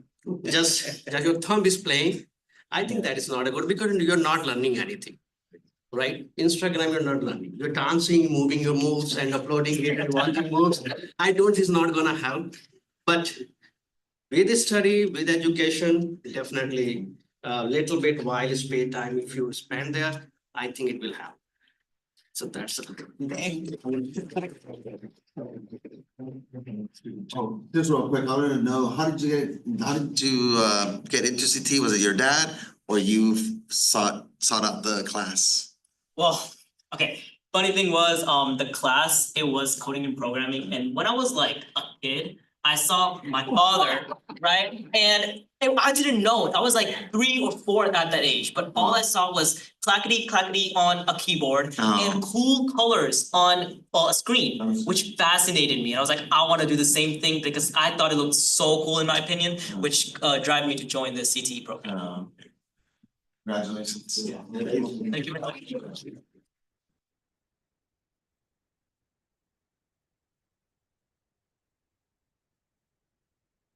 Buenas tardes, miembros de la Junta. Muchas gracias por esta oportunidad. My name is Daphne Luca Claudio, and I am a senior at Mountain Ridge High School. Throughout my 4 years in Mountain Ridge, I have taken 2 different CTE courses, and I've taken a lot out of them. My freshman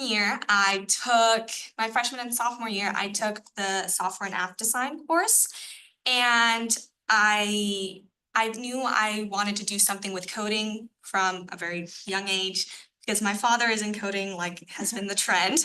And I had these big ambitions of coding and engineering, and I heard of the CTE, both engineering and software and app design courses from a friend of mine, and I knew this was something I wanted to do.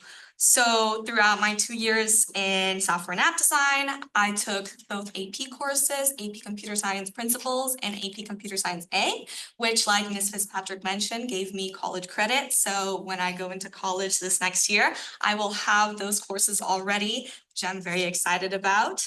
I also got my Java certification, which is going to set me apart so much, both in my college applications and in my job applications in the future. And my end of course certification, which certified that all of the hands-on experience and all of the time I spent in my classroom on my little keyboard, clickety clacking, really came through and really made it so that I am ready for all of these things in the future. Engineering, I took freshman through junior year, and it was much the same, so much hands-on learning, so much from the fundamentals to the specifics, where in my 3rd year of engineering, I learned about circuit boards, and we participated in the Skills USA CTSO, where we got to build a robot in our groups, and we actually competed amongst ourselves to see who would make it to nationals, and our school got 2nd in the state, I believe, which was so impressive to see all of my peers put so much time and effort into the skill and be able to present it, and them actually working and doing what they were supposed to do. When we started 3 years prior, we wouldn't have been able to do that, and it was so exciting, and it was so much fun. It was wonderful. From my engineering program, I also got my Autodesk certification, which is a program and a software that you use in real world, out in the real world, like I said, and it actually contributed to me getting a internship this year. So for my 4th year in CTE, instead of taking the 4th year engineering course, I've been doing an internship for a small company called Keg Built that is focused on focused on these same CTE programs with one of our teachers that has been so involved. He started this program to create these new, what's the word? They're kits, there's the word. They're kits that our students can use to practice these hands-on skills in more specialized programs. So solar energy, it's something that is so popular here in Arizona with all of our heat in the desert and all of our sun. And it is something that we hear about and we do practice a little bit in our CTE programs already. But these kits that he's making, and I'm helping him with the schematics and the website and presenting it and marketing it to the public. All of these kits are going to be able to give these students the ability to actually wire some solar panels or wire some wind turbines and all of these different aspects. And I would not have been able to do any of that if it weren't for the practical skills given by my CTEs throughout my years. In addition to my practical skills, obviously our professional skills, like all of my wonderful peers have said, these presentation skills, I was not this good at presenting or good at presenting at all when I first started. Even if I'm not in marketing, all of our CTE programs focus on ensuring that we professionally know exactly what to do in internships and in group settings so that we stand out when we go out into the real world and get these jobs. So I had to present my freshman year in my engineering class and it was not this good. And now talking to my engineering teacher, I told him that I was coming here and he was so excited and I told him I could not have presented this. And he was like, no, you couldn't have, but you've learned so much, all thanks to these CTE programs. And these same professional skills, we practice interviewing, we practice presenting so that we are able to get these internships like the one I have right now. I had to interview and I had to submit my resume and I had to reach out and actually seek out my internship from Mr. English, the founder of Keg Built. And I would not have been able to do that or have the confidence to do that without these CTE programs. So thank you very much for everything that you do for us.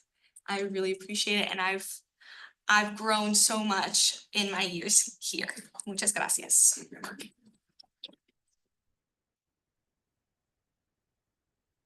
Obviously, I'm always the first one to ask questions. I'm always very inquisitive of what how the programs impact you in your future and how you perceive these programs to develop you for your future challenges. So what are you, with your skills that you've learned in your course and your curriculum, what is your next step after you're a senior now?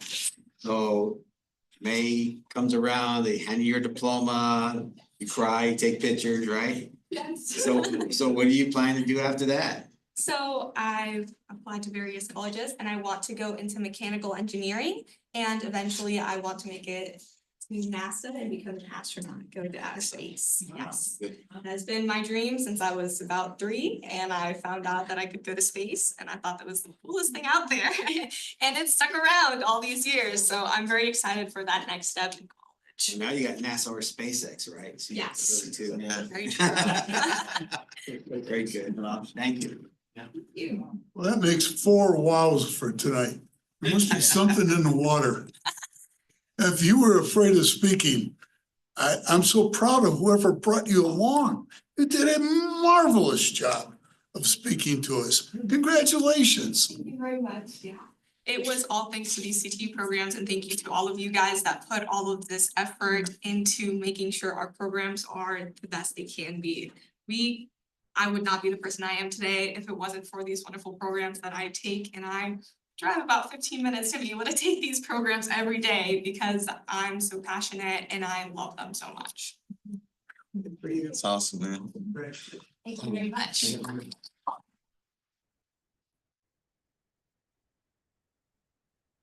I think Daphne covered everything in my closing slide, so we are thankful to everything, and if you're wondering why they're wearing purple, our ambassadors represent all of our schools across our districts, including some of our West-MEC Central Program students, and they wear purple because it's the only color that's not represented in all the other high school colors, so it does set them apart without identifying them with any particular high school. So we were happy to be here with you guys tonight, and thank you. Thank you.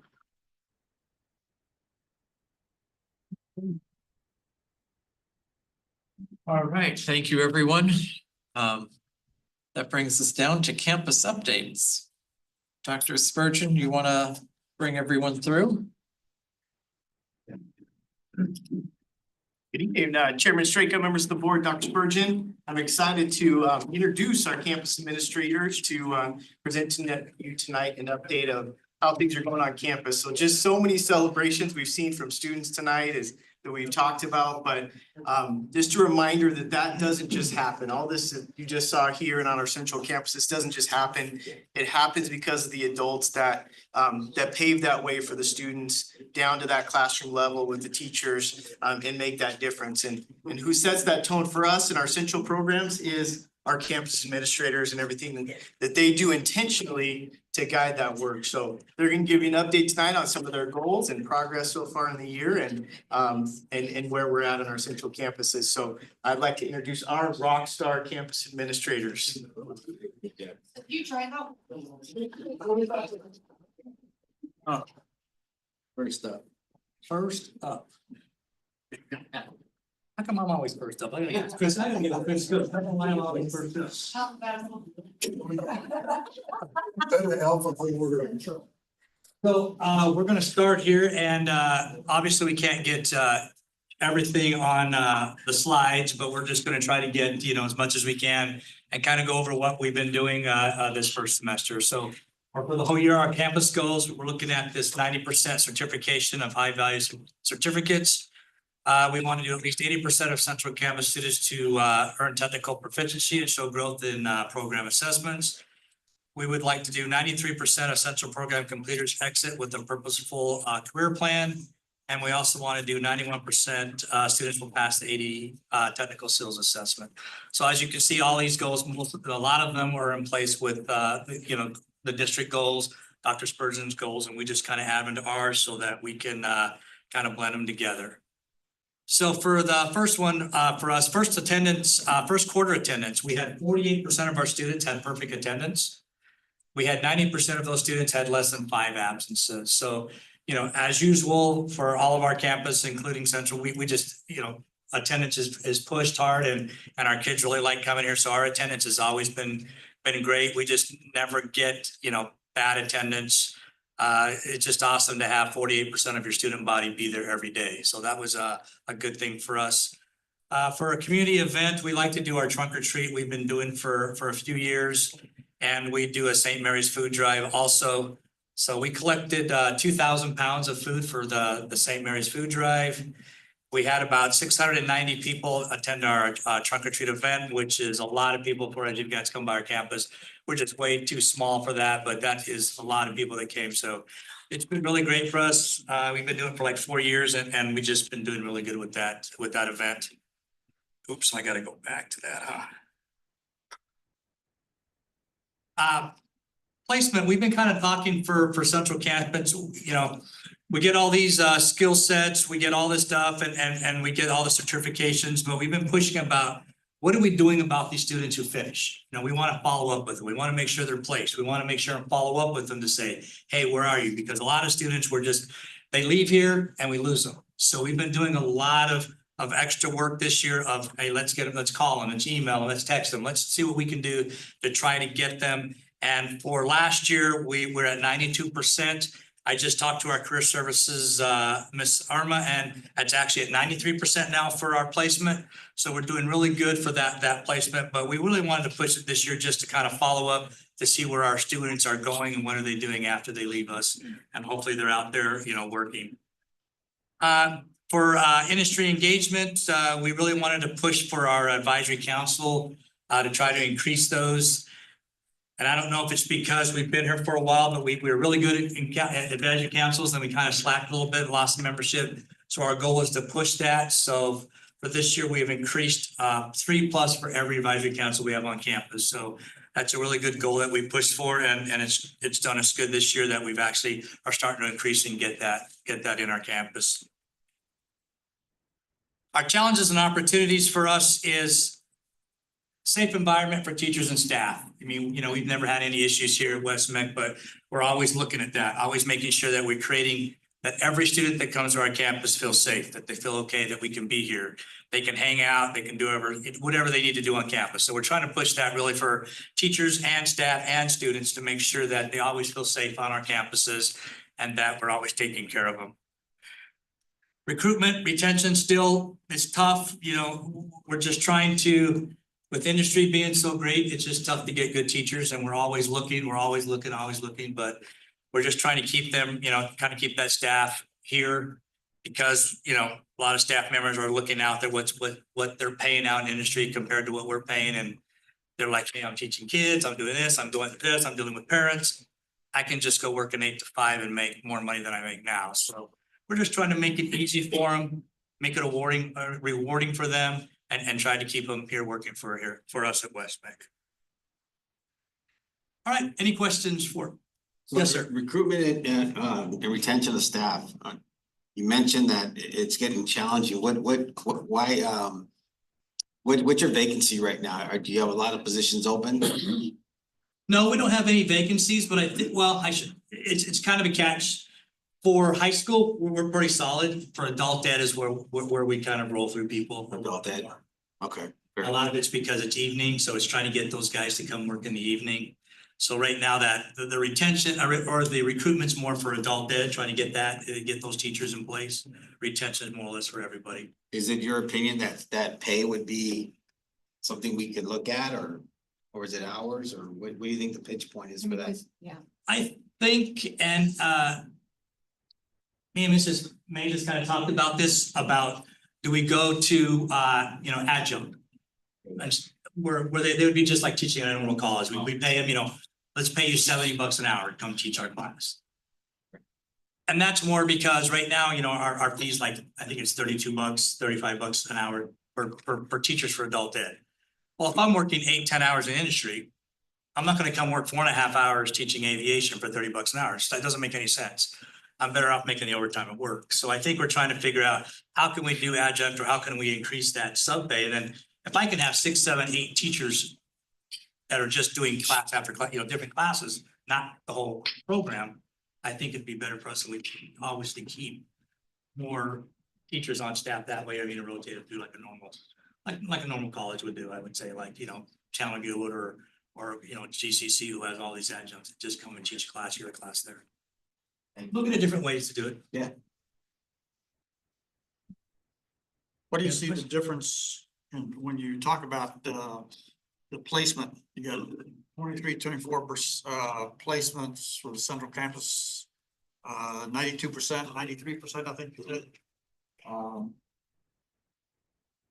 Is it all driven by West-MEC doing the placement?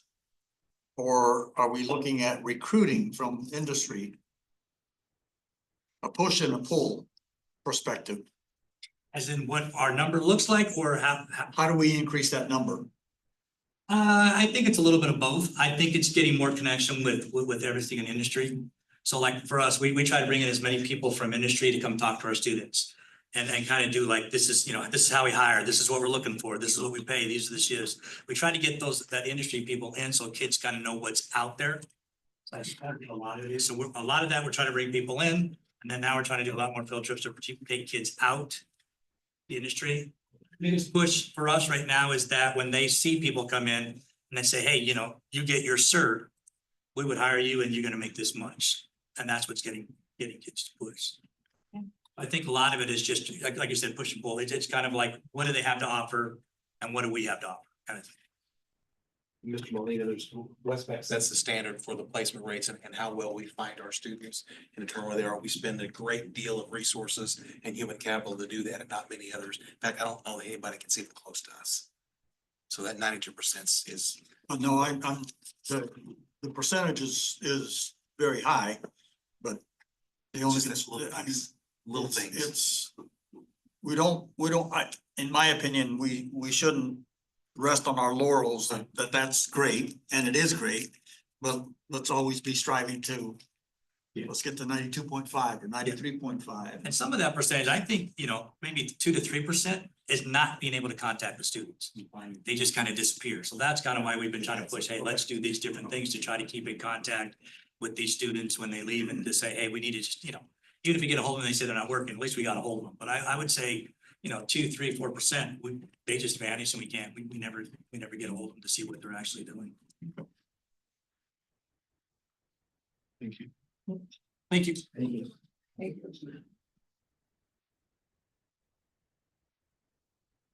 Mr. Saraka, Governing Board, thank you, Dr. Spurgeon, thank you, Mr. Guy.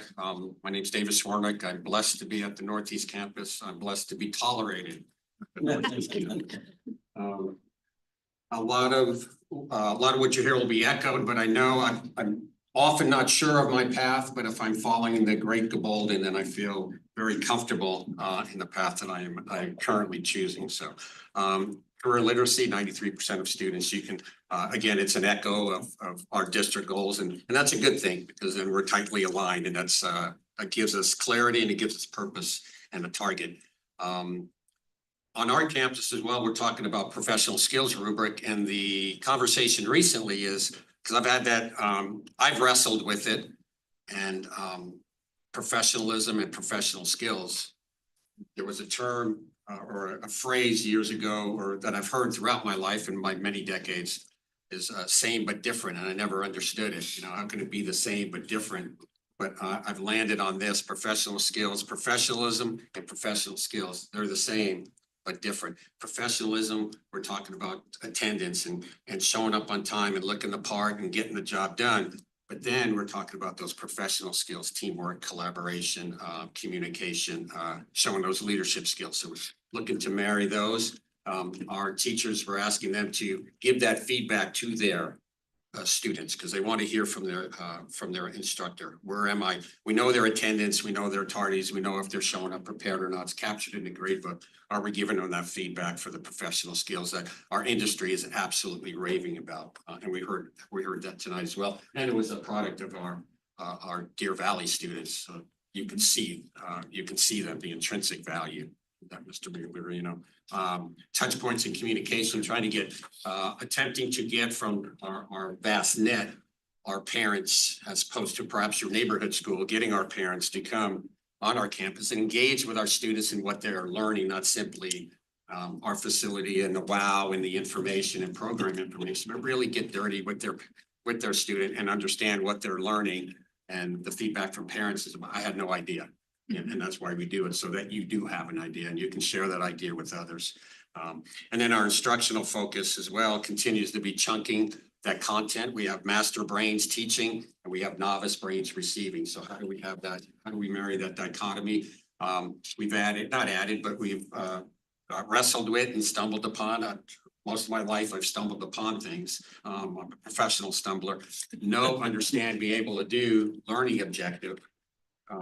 Really supports that chunking. What is it we want students to know, so that they understand this, and what do we want them to be able to do? So supports that chunking, and then giving them that feedback. And if we know what we want them to learn, and we know what we want them to do, then we know that feedback is going to be aligned, and then it just begs for the process and the roadmap to get there.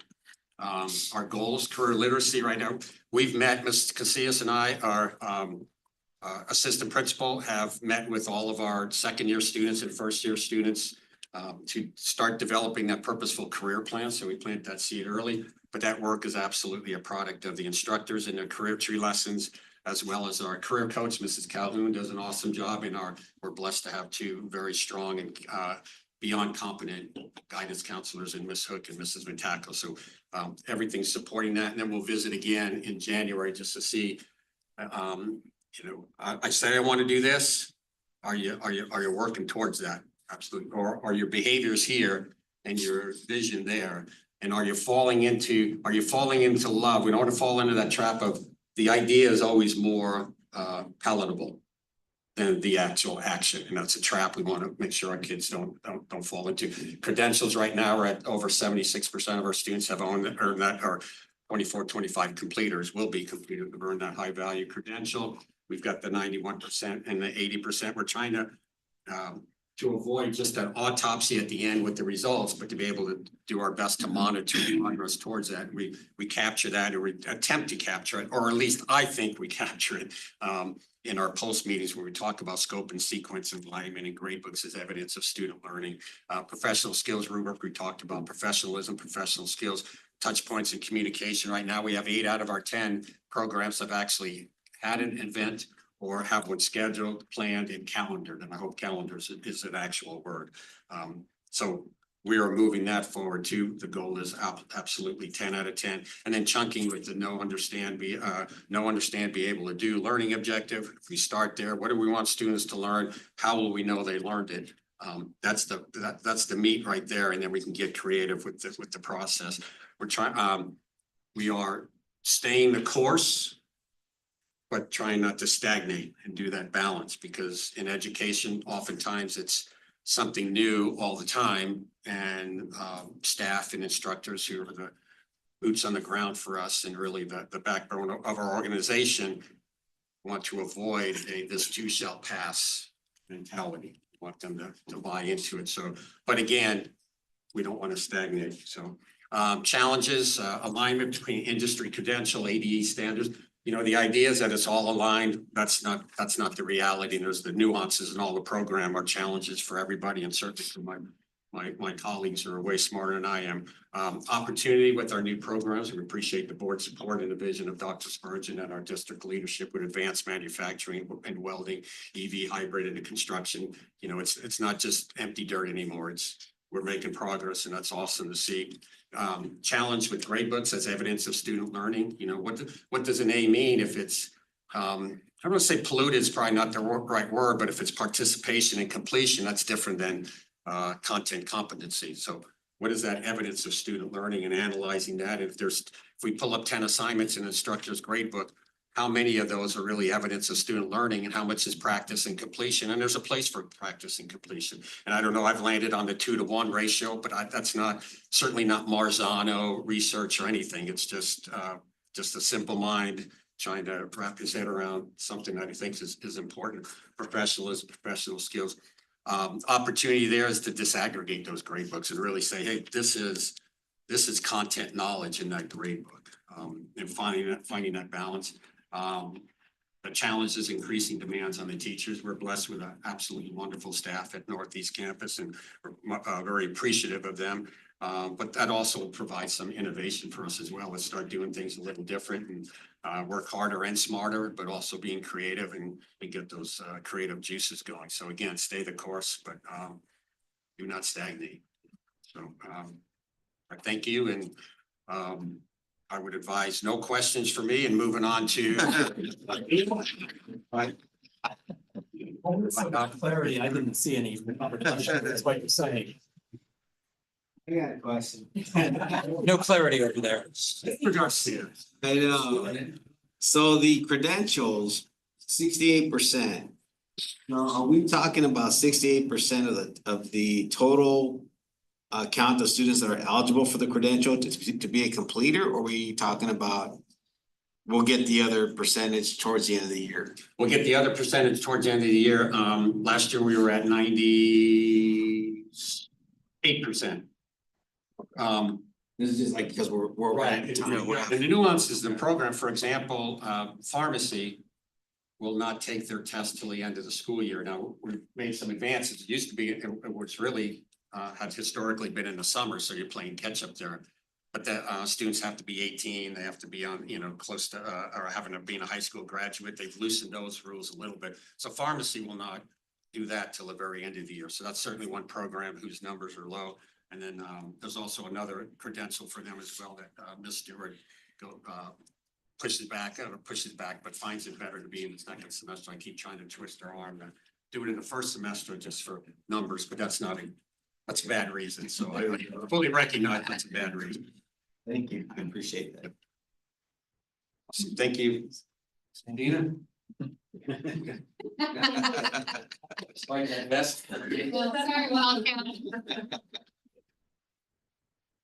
As you can tell, there's a lot of ASU going on in here this morning, but that's where we're at. Holly Medina, I am at the Northwest campus, and thank you for having us here this evening.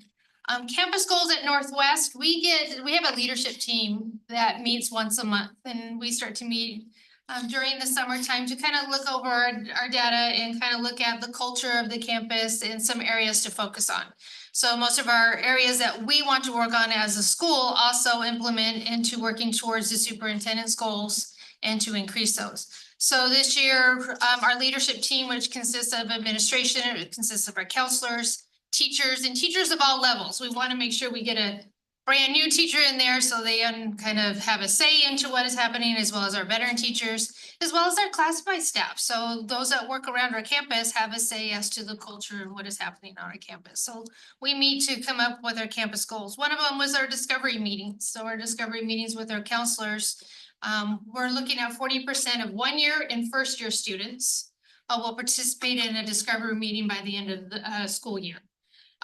This is a good challenge with our instructor, or our 2 counselors, considering we have close to 750 students. You're looking at 40% of them meeting in person to go over what that student's future looks like, what credentials they earn, where are they going to go. It helps towards that career literacy. We also ask them to include parents. So parents physically coming in so they can understand what are my options for my student as they leave. Because they don't get a strong message from the student, they don't share as much. So now they can ask questions, as well as the student informs the parent, and the parent can come back to us, well, this is what they told me, is that true or not? So we're increasing that to 40% this year. Parent engagement is another thing. They're part of our community. In order to grow West-MEC, grow our programs, to grow their own students, they have to be involved. So we're trying to increase that activity, and we're tracking that. We usually do it at the end of the year. This year, we're going to send out a survey here in probably next week to reach out to parents of how involved have you been with our programs. It's not just our programs, but maybe some of our other programs as well. And the last one is a district assessment. We're looking to increase their scores and their technical assessment by 2%, not only in the technical content, which they're very strong in, but also that math and reading, which is pushed in, that is very specific to their content areas. So as we progress towards those goals, our discovery meetings, we're also asking if during those discovery meetings, if the teacher can also be involved. Because the teacher is really the knowledgeable one within that content area, as well as that profession. A lot of things they can answer, they can also gear towards what is actually happening in the class. Connects that purposeful career plan, so they know what they're doing, where they're going. And currently, we are already at 30%. So we have another 10% to meet our goal, which we will pick up in January, and hoping to get way above that. So parent engagement, we are sending out that survey. This is mid-year. But we're also pushing with our programs, what is it that you're doing? We're incorporating a lot more parent days for them to come in and learn all the skills, as well as everybody having newsletters and sharing those out. And our student-based enterprise is probably one of the big things, is pulling the parents in for that opportunity to not only see their skills, but also to take advantage of those skills between our salons and our aesthetics, as well as automotive and those different areas. Last one, district assessment. We're doing updates and revisions during the summertime, taking a look at the data as to what happened the previous year and seeing what we need to update. Pre-assessment data. This week, students are going through benchmark assessments. Where are we halfway through the year? What are we missing? What do we still need to do? Where do we need to get them? And we're trying to target that professional development for our staff to specify that help as to where they need it in order to increase those assessments. A lot of times that targeted PD, as you'll see in a minute, is within that math area. Math looks very different. Shared resources, we have a bank that teachers can go into and pull. In that teaching world, we want to help and exchange those ideas. That way we can all work together. And then the benchmark in December, which I just mentioned. So challenges and opportunities, math instruction is probably our biggest one. It sounds a little bit different because all of our students are required to be in math classes, but math in a calculus class or, well, I'm not gonna say geometry because there's a lot of geometry in our areas, but the math that they're receiving at their home high school is different than the specific content area that they're working in. What is the math specific to that industry? And sometimes it's taking it back.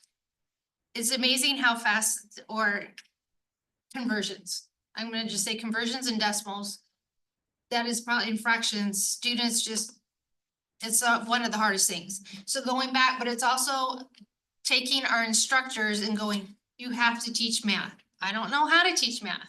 You do know how to teach math, it's just specific within your content area. So that is one of our challenges in trying to do a little bit more targeted PDs as well as those shared banks so they can go in. And sometimes it's getting out a third grade math sheet, and doing conversions and sharing with everybody. And the second one is our industry engagement. It's getting our industry into our buildings, not necessarily students out of the buildings, and getting them more on the lab side and the clinical side, having them work side by side within our buildings and getting that engagement. They're all working. So sometimes that's hard to bring them in and they're only there for that short time, but trying to get them in and work side by side with our students. So I'm ready for your question, Mr. Garcia. Thank you. So the math instruction, is that in addition to the regular instructions for the courses, or is that in addition to or embedded? It's embedded. Math should be embedded throughout the year and it's gotta be specific to that program. Does that slow down the curriculum at all? No. That's part of the curriculum. It's It's just in part the of the design. curriculum and it should be spiraled in because it's one of the standards that they should be receiving. As well as the reading, who's more of the technical reading. It's a softball question, huh? Yeah. I knew that one was coming. I have a question, a little bit more on the 2%. Why 2%? Our students right now at 98% proficiency, trying to get them to 100. Are they at 40, trying to get them 42? Well, the way we measure it is within our benchmark assessment and our pre-assessment or benchmark assessment and then end of year assessment. So 2% is actually pretty big. Because out of 100 question test, math is only gonna be a certain number of questions. So in order to get that 2%, you're hoping that they're gonna get 2 or 3 more questions correct rather than from the beginning. So that is an overall. So we take their average at the beginning of the year. And then we want them to go up 2% more, so meaning they're getting more of the questions correct. So it sounds small, Yeah, but in the overall data, that's pretty big. so, okay, significant, amount. Okay. Yes. Please let me know when you're ready for customers. Which area? Wherever, I mean, I can. Salon is open, we're ready to go. Salon is. The hair salon is open, so we're taking clients, come on in, except for Mondays. And then the esthetician salon is opening up in January. That's what I told the. Yes. group. I said probably January. So January, when I come back, I'll bring some more flyers and stuff like that, so Yeah. they can be handed out. Okay? So can I pick some out here now? They have some. I don't think we have any up here. No. I don't think we do. I'll check, but I don't think so. Okay, Well, I can run over there and get some too. Yes. Stop in. please drop by, Will. Yeah. I'll just gonna get some. So what is the 8.2 on the, I missed that on the parent engagement? So every year, the district sends out a parents, a survey to parents, and that is 8.2. Currently, we've been sitting at 7.8 out of a 10 scale.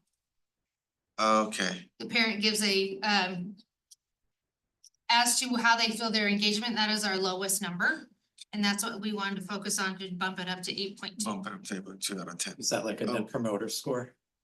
Excuse me? Is that like a net promoter score? Any other questions? Okay, thank you. Thank you. Dr. Parsons. Boy, do I wish I had students to talk for me right now. Being last up is number. My favorite candidates. Thank you, thank you. Hey, you know, maybe if you come out, we'll get you one of those coveted hoodies. I know. So I'm not gonna spend a lot of time talking about the same top 3 goals other than how we're answering them, because we all have the same goals, which are the superintendent's goals you're very familiar with. So, well, some of the things that we're doing is we're really digging in to make sure that our instruction is tight.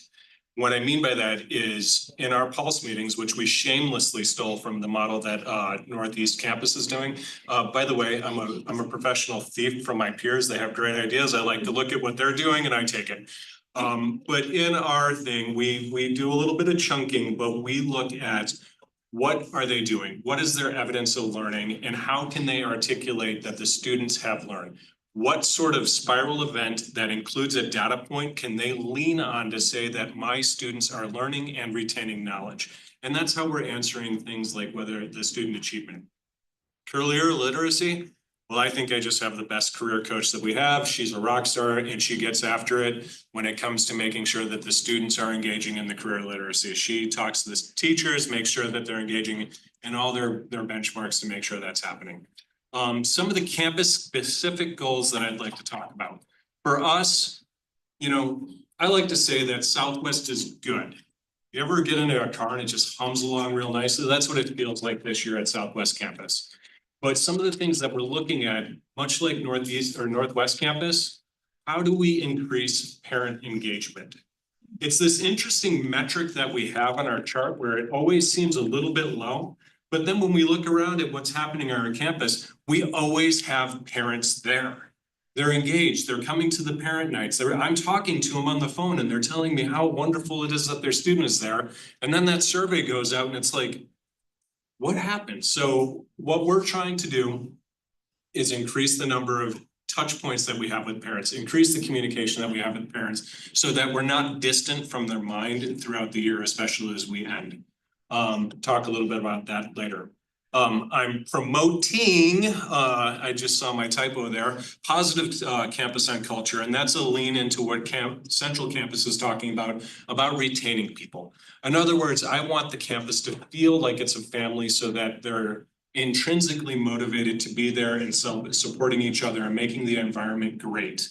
The campus, you know, one of the things that has always struck me about Southwest Campus is it just feels comfortable. Everybody is there, everybody likes to be there, and it feels comfortable. That predated me, I've just done my part to keep it there.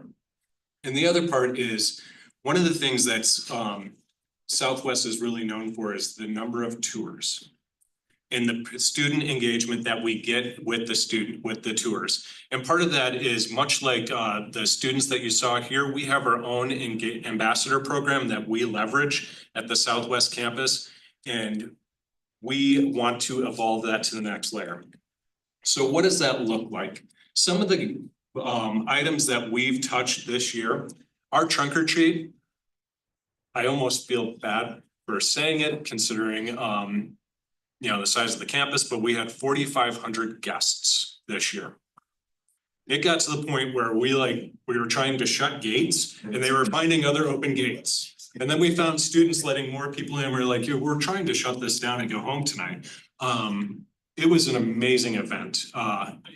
You know, I think what struck me is people would come out and they'd be like, I didn't realize it was gonna be this big. And the answer towards the end of the night was, well, it's Southwest Campus. Like, that's what happens here. Donations from vendors like Sun Construction, where they came out and donated new hard hats and harnesses to all of our students. That was just very cool. Support from APS. APS has re-engaged with us to a level of they've got another person out there that's part of their job is to exist on our campus and service our students. As well, we've had a crew of APS people out there rebuilding and redeveloping the flow loop for almost a year. The amount of input that they've put into our campus and making sure that they're engaged is phenomenal. One of the things I always tell any of our business partners is that you have to be on our campus. If you want our students, you have to be there. Our students are going to go where they're familiar. And when you're here, you have the benefit of you see who you want and you're culturalizing them to your culture to begin so when they go out there, it's not a big cliff. It's not a hard step. It's a seamless endeavor for the student to move into your culture and become part of your program. And we've done a thing, we've hired a student intern. So we keep her for about 8 hours a day on Mondays. And she's helping us take that ambassador program to the next step. One of the things we've learned is that even though we have a model that we like to follow on the campus, it's hard to replicate it with 16 different programs across, the breadth and space of the day. So what she's doing is she's creating films, tutorial films from a student to students to say, this is what an ambassador looks like in this situation. If somebody walks into your classroom, this is what you do and why you do it. If you get pulled out of a classroom to lead a tour, this is what you do. If they encounter you in your lab space, this is what you do. If you're walking through the grocery store and you hear somebody say, I really like West-MEC, this is how you approach them and talk to them so that we can put that model out there to our teachers and create an institutionalized way for the teachers to instruct the students on how to be an ambassador. Because it just makes sense and, otherwise it's also kind of an efficiency thing. I'm all about efficiency and it'll take stuff off other people's plates. But of course, you didn't mention how much they spent on redoing that flow and that process. You might want to say that it was a zero cost to West-MEC, but how much did they spend? Well, it's been two companies, so APS and Emerson. The last estimate I heard is questionable because we're talking about man hours too, which is constantly calculating, but each of them were a little north of 500,000. So we're looking at $1 million plus between raw equipment, software and man hours into the flow loop. It's kind of crazy actually, when I do tours through there, the amount of new equipment is starting to exceed old equipment on the flow loop. Geez, I think I've actually talked about a lot of that. As for opportunities, if you didn't know it, 2 of our campuses get to be a site study for ACTE this year. And that's one of the things that we're really engaged with in preparing our ambassadors to doing that. And just continuing to look at how can we make sure that our community knows who we are. A thing that I haven't talked about, Buckeye is one of the fastest growing communities in the United States. And if you've seen any of the plans for that area, it's going to be a massive district, much like, Desert Ridge, Westgate or whatever, and our campus is going to sit right in the middle of it. So as people come there, whether they're businesses, community groups or residents, we want them to know what a partner West-MEC is and what we're doing and how we're providing economic impact into their area. So that outreach that we do is intentional and intensive. And that's part of what drives what we're doing on our campus. And now, Mr. Garcia, because I know you're going to start off. Actually, I'm very aware of all your metrics and everything, so I really don't have anything there. I would just say this, I do know that, so I have a daughter that's a freshman in high school. Okay. And obviously I talked to her about West-MEC. Does she know what program she's coming to? Well, we're deciding. The problem is unless she's touring the campus, the videos aren't helping. Correct. So the videos are so vague that she loses interest. She look at it and say, yeah, I don't think so. I don't think so. And you're kind of like, well, watch it again, So you you get something just else on it, but so the media has to be, so it's good you got a student doing that because student facing, adults don't get it, students get it, how to talk to their peers. Adults are different. Right. So I You think just threw me a softball and you didn't know it because I have this amazing new assistant principal, Tanya Ruth, and she was pitching this idea to use the student ambassador that we have in the communications department to create some instructional type video from the student lens so that we could send it out to some of our programs at our feeder schools, because we want to give them a total package, and that will include like a questionnaire and kind of a like choose your own adventure type thing for the students to move through with their thinking in mind. Because one of the things we know is if we send them a video, it's hit or miss, right? It might resonate, it might not. If we bring them into a tour, yeah, sometimes those really kill it and it really relates to them, but sometimes they're just happy to be off their campus and they're not really paying attention because they're talking to their friends. So how do we get another touch point with them? So our envisionment was if we create a sub-plan through our lens and we give it to some of those feeder schools and the teacher can just, geez, I got the flu today and I can't come in, what am I gonna do? Oh, here's this video that we've created for them. Then we're controlling the message that goes out. I would even say, just like the student said, where he was on, they spent a lot of time on video. Yeah. they're TikTok kids. Have you ever observed students these days? They're glued. Whether it's all day, half a day, a couple of minutes, a couple of hours, or just here and there, that's where they go. They go to these different sites and they watch little videos.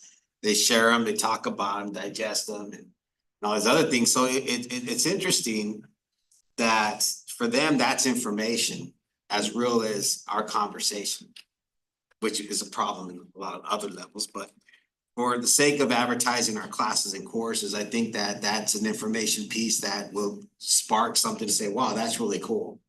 I mean, so I got, at the conference, I got some videos of the robots. And I was showing her the robots on my phone. And then my interaction with this one robot that we were having a conversation, which is really cool. She really got into that. Like, wow, that is really neat. I go, yeah, I could ask that robot anything, but the interest was sparked. Because that was such it spoke with her on a level. But if you showed her the videos of our classes and our engineering courses, or drone courses, mechanics, and no interest. So there's a disconnect there somewhere. And I'm not the professional in that world, but I can tell you that that's something, it's good you got the student's perspective. And I think maybe even doing short videos just to throw out there to see, you could obviously track how many views you get. I would imagine she would come up with something really good. Yeah, so that's my 2 cents. I would piggyback on Mr. Garcia's idea. One of the things we've talked about, I think, before with Greg was get some of your vendors to donate $25 Amazon cards.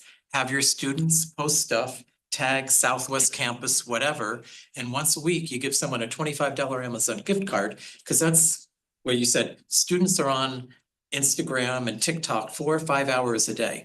Let the students do your work, let the vendors give them a prize, and it gets the message out from a student's perspective. And you get them all as ambassadors. I agree. Dr. Marshall, I'm intrigued by many of the things you said.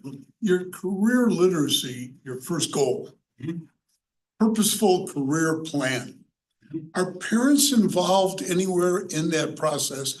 Are they aware of what their students' career plan is when they leave? Whether it's a parent or guardian. So there's a lot of touch points for that. When we bring the student in, they come in with an ECAP and we already have an idea of what it is that they're leaning in to do. We get them in there, we start talking, we run them through several modules that identify what that looks like within the scope of the discipline they're in and help narrow them down. With that, we do some career tree activities. That leads into what we call a discovery meeting. The discovery meeting is where a counselor meets with the family and the student. Because what we found out early on is a lot of times there might be a disconnect there, like mom and dad are, you're gonna be a software engineer. Okay, I'm gonna be a software, and the kid really doesn't have the heart for it. We don't want that. We want to make sure that the family and the student understand what the goal is so that we can all work together towards that. We also encourage the families to come in for like family nights so they can be a part of that learning process throughout. And as they continue that kind of venue through the program, and at the end, we collect all of that information in an exit interview, and their goal is an individualized goal, which was Dr. Spurgeon's vision for that. So it's individualized to them, and it does include the family throughout that. Does that answer your question, sir? It does. Thank you very much. I was excited to answer. I'm so just glad to see that the parents had a shot at understanding where their child or student might be headed in the future. And I understand that changes. Kids change careers every 7 years, I guess, is the average. And that's part of the process is that we touch base with them on that career path several times a year to make sure that we're understanding where their interest is and if it's consistent or if it's all over the place. And you do let them know that it's okay to change your career after 3 or 4 or 5. That doesn't mean you're locked there for your life. I think that's real important. Thank you. No, you did.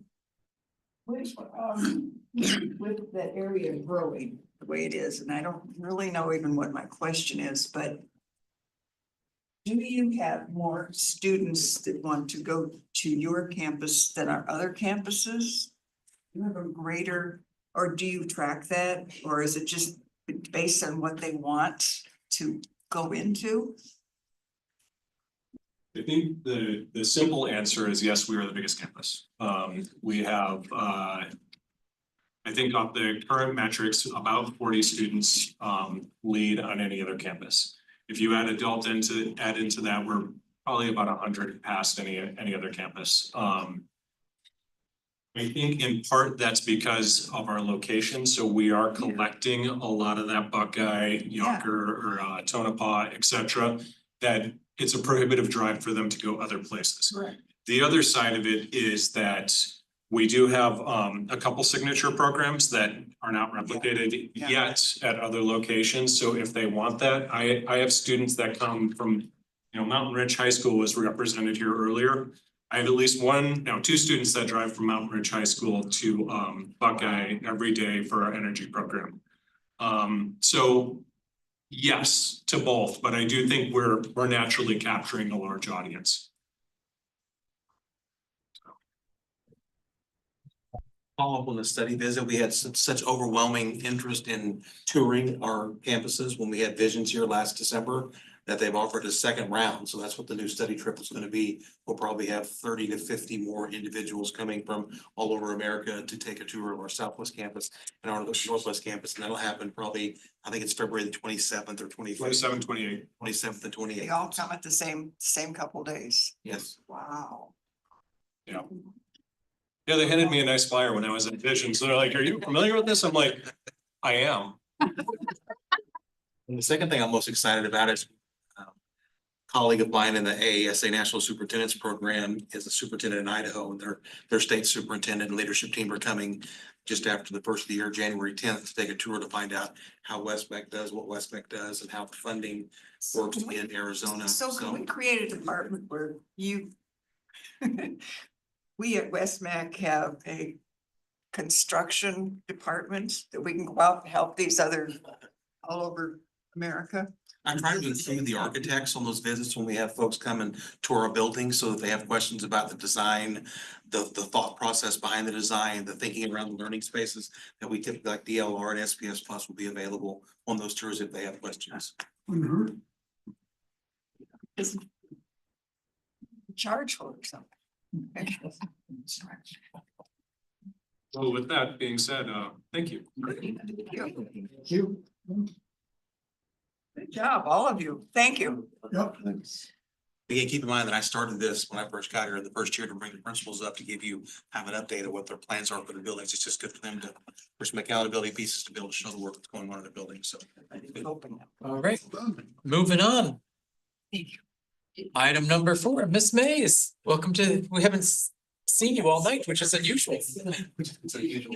A couple of times by now. Good evening. Good evening, Chairman Straka, members of the governing board, Dr. Spurgeon. It's a pleasure to be before you this evening to give you some information about a potential performance pay plan. The governing board charged us with coming up with a potential performance pay plan last year. And so what I'll be presenting to you this evening is the work that we've done so far on the plan. And to Ms. Boosom's point, we are not going to ask for a recommendation or a vote at this time, but we wanted to give you this opportunity to discuss ahead of time, answer any questions that you might have, address any concerns that you might have before we put it before you for a vote at the next meeting. Okay. So the committee members that came together for this process, it was actually 4 different subcommittees. We had a committee of hourly staff members, so these would be our non-exempt staff. And then we also had our exempt staff, which would be like our coordinators, some of our certified staff members that are non-instructional.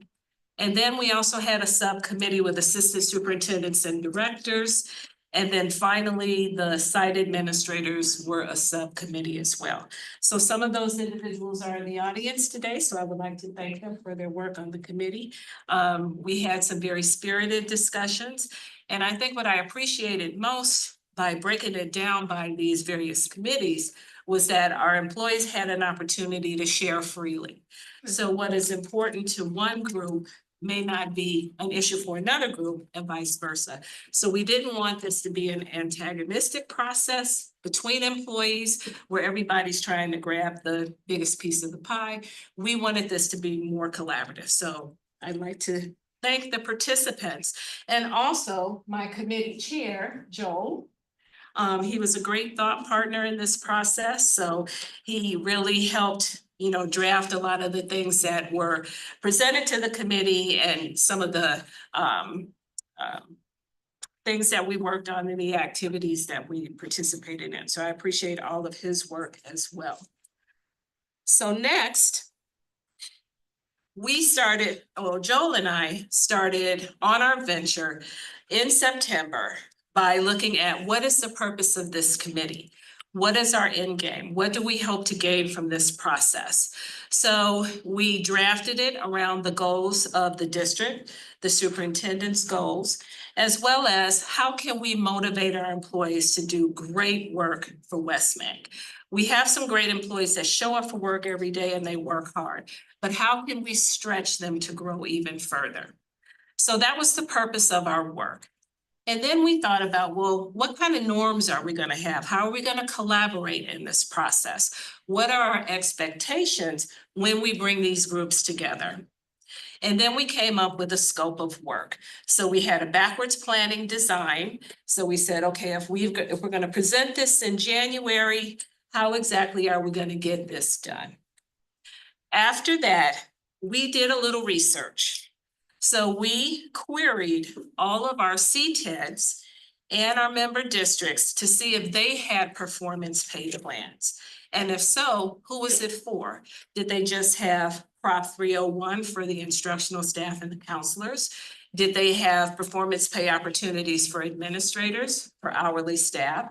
So we captured that data. So just in case our committee members wanted to know, well, yeah, this may be great for West-MEC, but would the board approve it if there's not a plan like this in the state of Arizona? So we captured that information as well.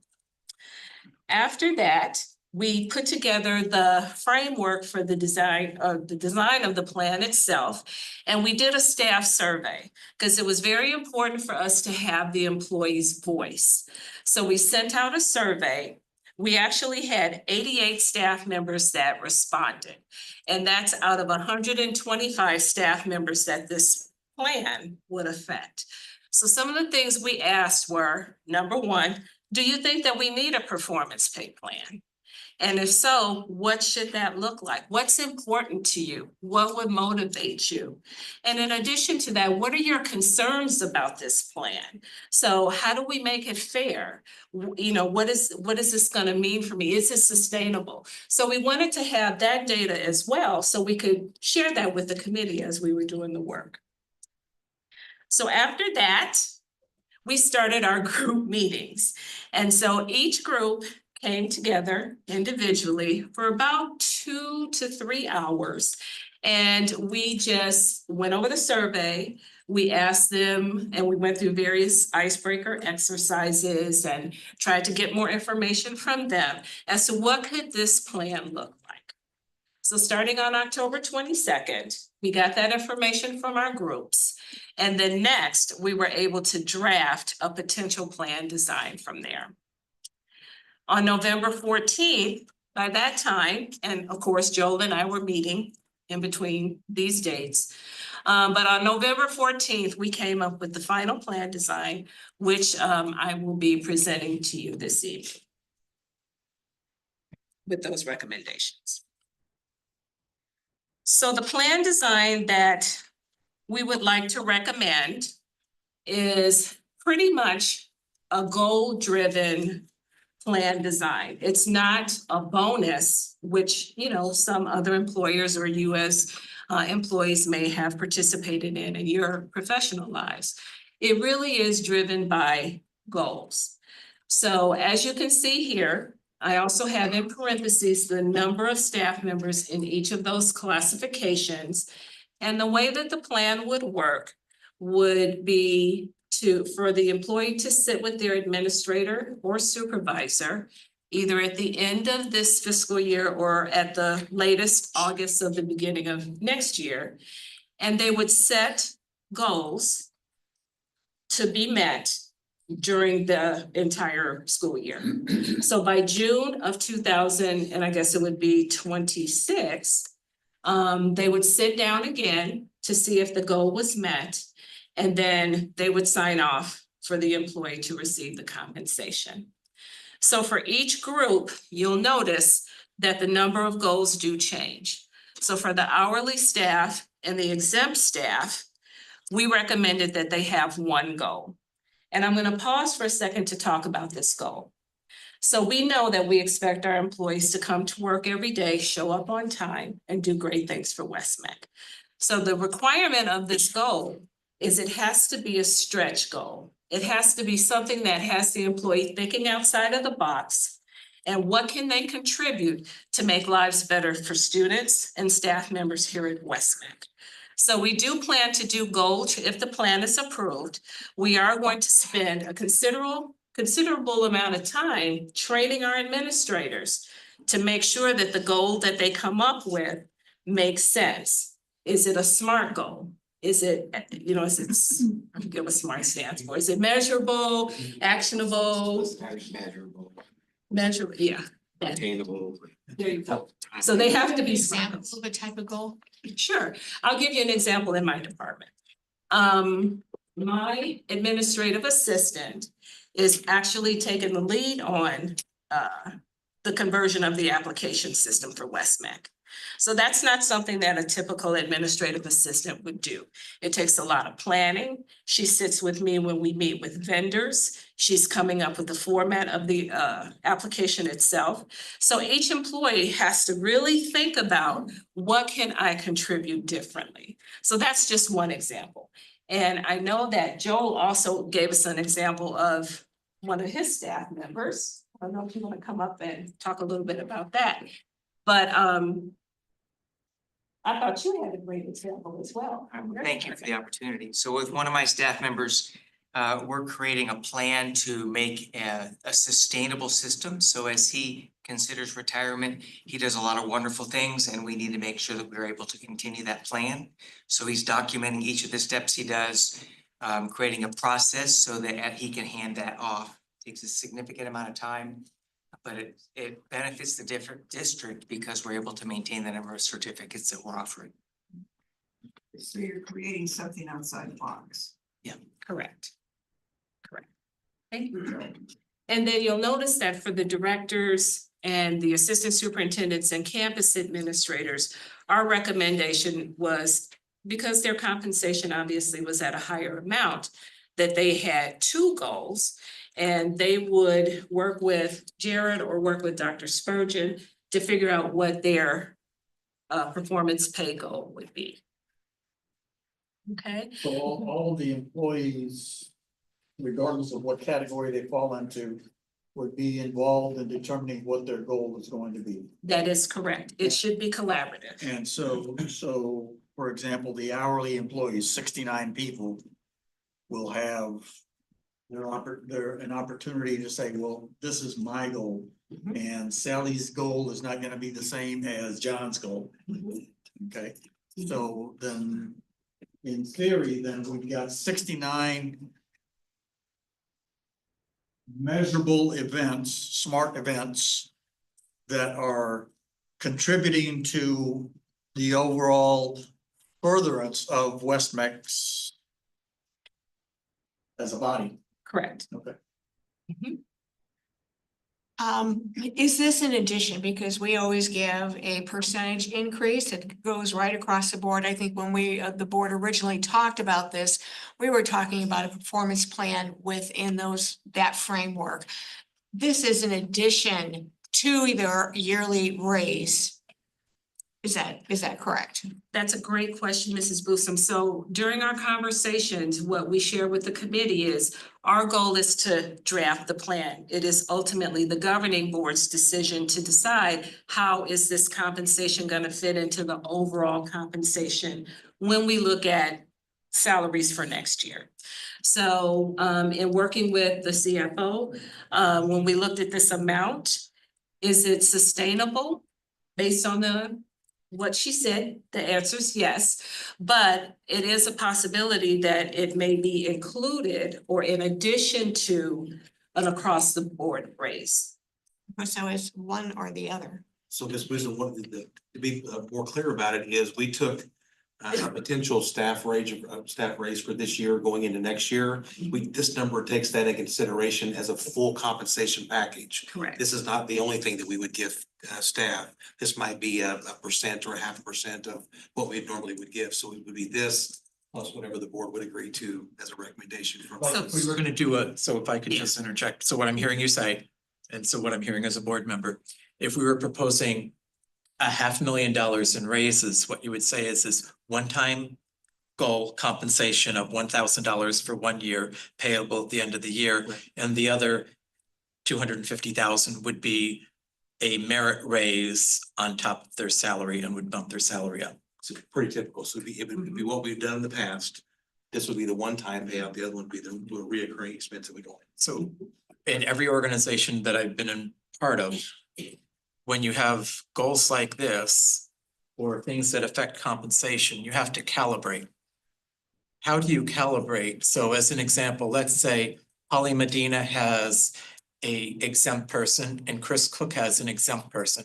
We have to make sure that the goals are the same level of effort, same amount away from the job. Usually what that means is everybody calibrates and it moves up to the executive staff looking at all the goals and then presenting that to the board. Is that what you envision? That is what we envision, yes. And So- a lot of that is it comes in the training when we're working with the administrators and the supervisors. But there would be a meeting where, let's say, cabinet would review all the goals, you'd bring all yours calibrated, and everyone would make sure that all the exempt employees are treated the same. And you would agree as a group, these are all fair goals, they're all equitable. What we don't want is a woman working for Mr. Cook having a harder goal than a man working for Ms. Medina, and then we've created a discriminatory. So I want to make sure what I'm hearing is there won't be a discrimination option. We will review all the goals. You are correct. Okay, well, I'm still kind of confused though, as far as, the percentage and then adding this to it. So is it gonna be a blend of this? And will the percentage drop? Or is this, like last year, we gave a 4% raise. Is this gonna be on top of that 4%? Or will, It would be like 3% this. Yeah, something along those lines. So we as I met with Marcy, we said, looking at the budget, we're in really good shape. So let's say we take a full 4% total compensation over. It would be this amount plus maybe a 3% raise. So it'd be still is it combined within that 4% that we know we're gonna give total compensation. So the employee that doesn't achieve the goal based on y'all's evaluations, Yes. they would get Just a 3% increase versus a 4% increase. Well, they would get 3% versus 3% at $2,000. Right, yeah, that's, It's always gonna be a full compensation. So if we say the budget is in a position where we give a 2% raise, well, this may be a time where this is all we were able to get plus a 0.5%, 1%, but we're still looking to keep ourselves within a box of what's reasonable and fiscally responsible. correct.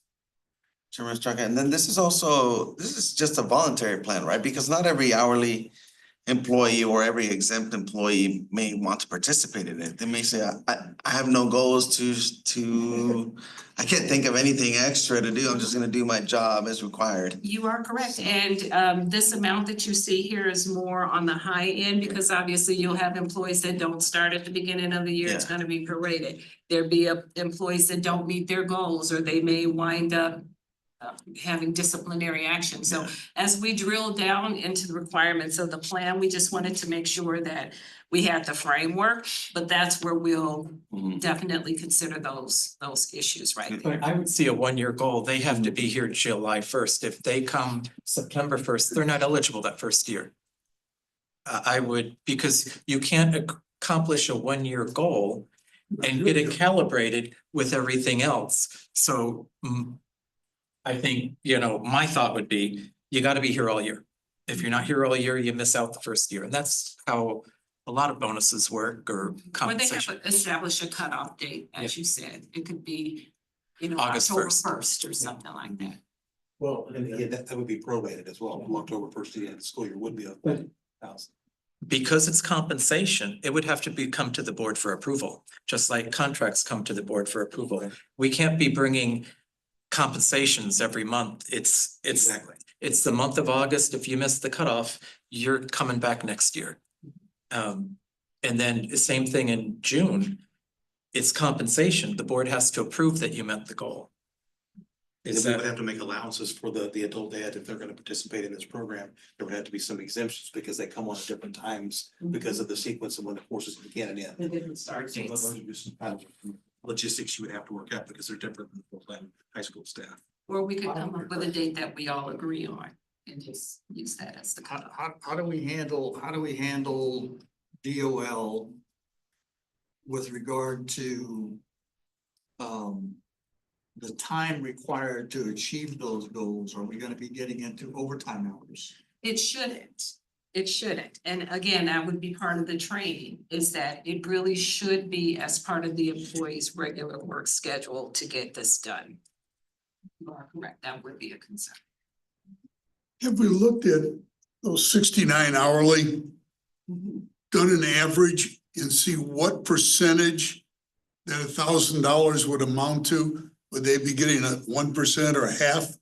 And if we looked at the 12 administrators and seen what the average is there, and is it 4,000, what's the percentage they would be getting? Are they anywhere compatible or? I'm guessing it's 2%, 4%. And that was a question I had too. Does this represent like a 1% or 2% of But is that that okay? group's average It'll income? be kind of all over the place, Okay. because of the spread of pay between the lower end of our hourly staff. We have some staff that are at 19 an hour and some that are at 42. So we'd have to take a look at that, but I can figure that out. But I would think it's roughly about 2%.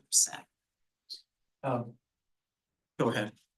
I just have an example that happened to me 100 years ago. And it's a good thing, but I was working for a city council person. And outside our door was one of the secretaries who typed the letters. And she'd been there for 30 years. And there was a big blow up, if anybody remembers, when they built the Esplanade, 5 Simonton and all that.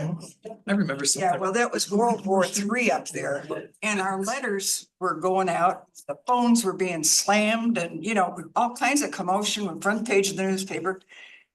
And so I stopped at Pat's desk one day and I said, Pat, if you ever have any questions about the letters we're writing, ask me, I'll fill you in on the background. And honest to God, this is what she said. She said, I don't read them, I just type. And I thought, God bless you, that she could do that. And that was her career. She typed letters. And she was stable. She was there all the time. She did a good job. And she probably wouldn't be interested in this $1,000 to think outside the box. She was happy with what she did. So we have happy employees. And so I want to be fair there too. I appreciate that. What kind of responses, what was the flavor of the responses that you got out of the 88? That's a great question, Ms. Bosom. As a matter of fact, I captured a couple of them in case you had asked. From the responses you made, some of the concerns that the employees had. I think numerically, some of the concerns was equity. Like, are we all gonna get the same, even though we have different jobs, even though we have different responsibilities, are we still gonna get the same amount of money? The other questions usually centered around clarity. How is it gonna be explained to us so we could make sure we know exactly what we need to do in order to get this money? There was also questions about, if I work at one campus and then I establish my goals, are my goals just as, big and audacious as another campus? How do we make sure that everyone is treated the same and has the same opportunity to get the funding. So we actually had 2 pages worth of responses when we did our survey. But I would say if I were to group them, that was the big thing, was clear metrics, equity, and making sure that, you know, everyone had the same opportunity to get the money. Okay, so when we're creating these goals and stuff like that, it's between the supervisor or person in charge with the employee. You know, if you're creating a personal goal it's gonna be different. It's not gonna be the same for. How do you get around that? You're absolutely right. And again, that's part of the training is that we want to give administrators and supervisors the flexibility to get what they need to grow their department, to grow their campus, they know what they need, right? But there also has to be some sense of fairness. Like, for example, this goal, how much time should this goal take you to meet? Like, you don't want to have a goal that you would normally have at the end of the year anyway. You want to make sure that it's a goal that it will take that employee some time to achieve. And it has benchmarks, like when are you going to check in with the employee to make sure that they're meeting the goal? So and I'm going to bring that up on my next slide. How often are you checking in? What are your expectations when you're talking to your employees about this goal? So it shouldn't just be something that you normally talk about every year at the end of the evaluation. The administrator needs to think about, what do I need on my campus to move my campus forward, to move my department forward? And it can't be filled with those. All has to be measured with metrics and evidence of meeting the required responsibility, whatever the goal states. So the supervisor will then help the employee shape the goal in order to make sure that it's meeting part of the district's goals. Always. And it's all gonna feed into your Exactly. ultimate goals It as should a be aligned. superintendent. Yes. And the different goals that were established in the previous presentations. So it's just a means of getting more employee buy-in to the achievement of the goals and compensating them for that additional thought process and activity toward that goal. I guess that those goals, the goal should be focused towards those tactical plans. Everything should funnel right back to achieving those tactical plan goals, which then achieves the district goals and superintendent goals. So are the goals for meeting the goal 100% or nothing?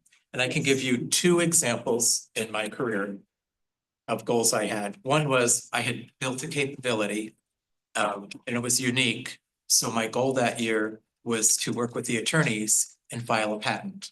I was able to do that by October of that year, filed a patent. Terrific, met the goal. Another year, my goal was to get our geocoding of our merchant data to 99% geocodable. I got to 98.2% and I was told I did not meet the goal by 0.8%. Who measured it? Unfortunately, I was measuring it each month. And it's like, I'm really close. It's like, well, you didn't meet your goal.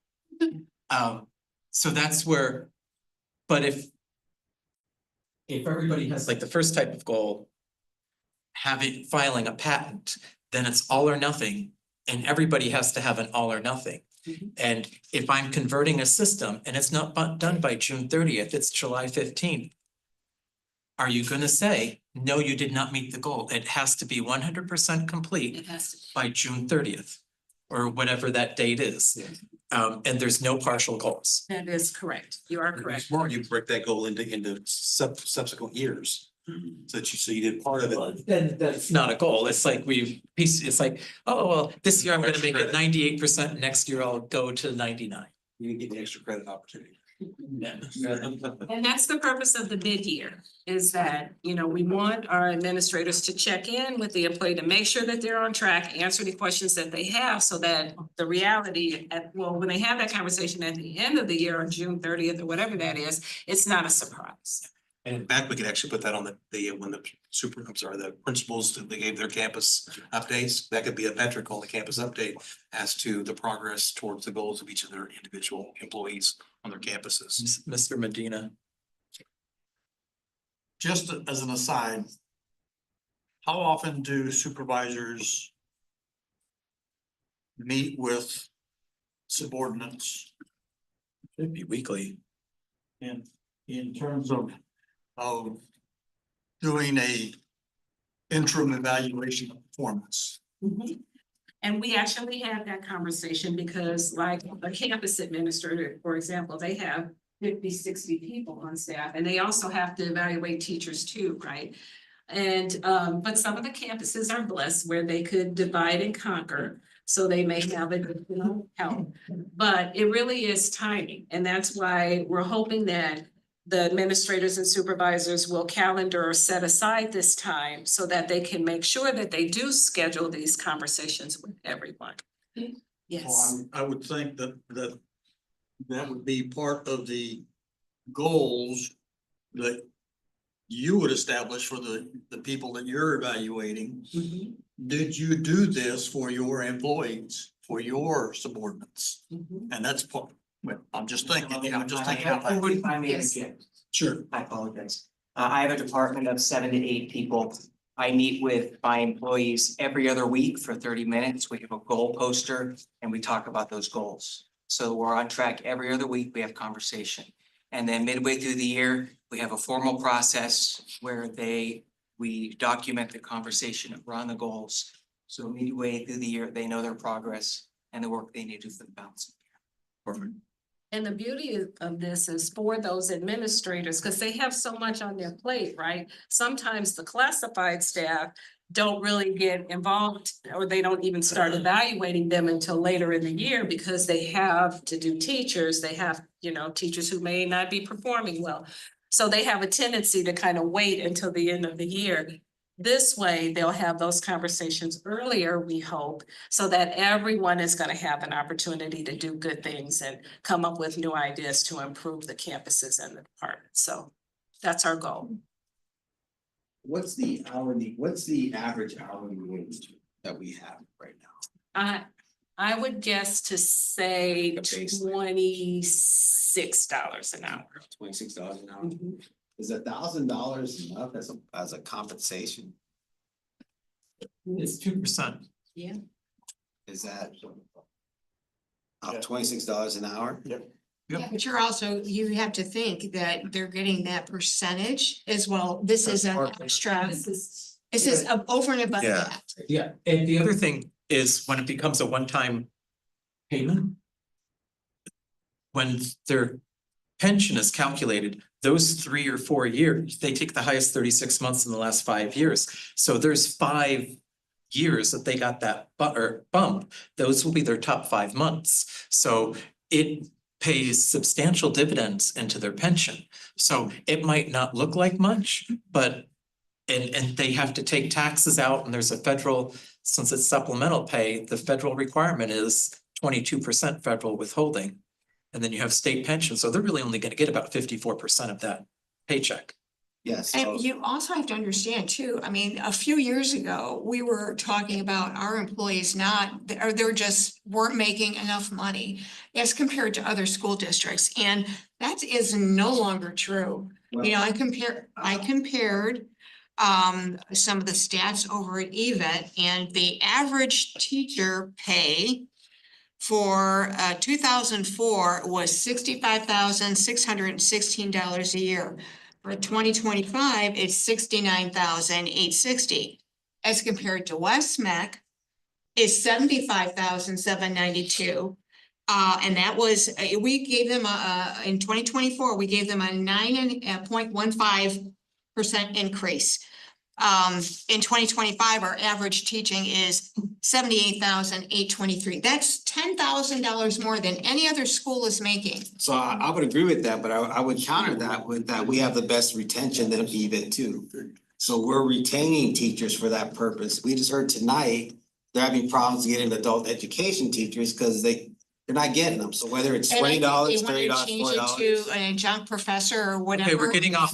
So I appreciate the conversation, but the topic and that we have to stay focused on because it's a posted agenda So is the plan. So if we could direct the conversation towards Chair, the plan. my question was part of the plan. Okay. My question was the hourly, the 69 of $1,000. That was my question. The question was that, is that enough? That was my original question, correct? And we said it's 2%. Okay, we talked about that 2%, so we'll leave it there because we're gonna debate it later. I just wanted to get that clarification. And this came from the recommendation of the compensation committee, and those were people that were in that sure. pay grade, so I'm not I debating, feel that's why I comfortable. just wanted clarification. I got that. Thank you. A couple of questions from clarity. These are all full-time employees. I know we have like some 95% employees. Do we prorate that? Yes. What? Then if we get to someone who's like half-time, do they really have enough invested into West-MEC to be eligible for this? What percentage of full-time do they have to be eligible for this?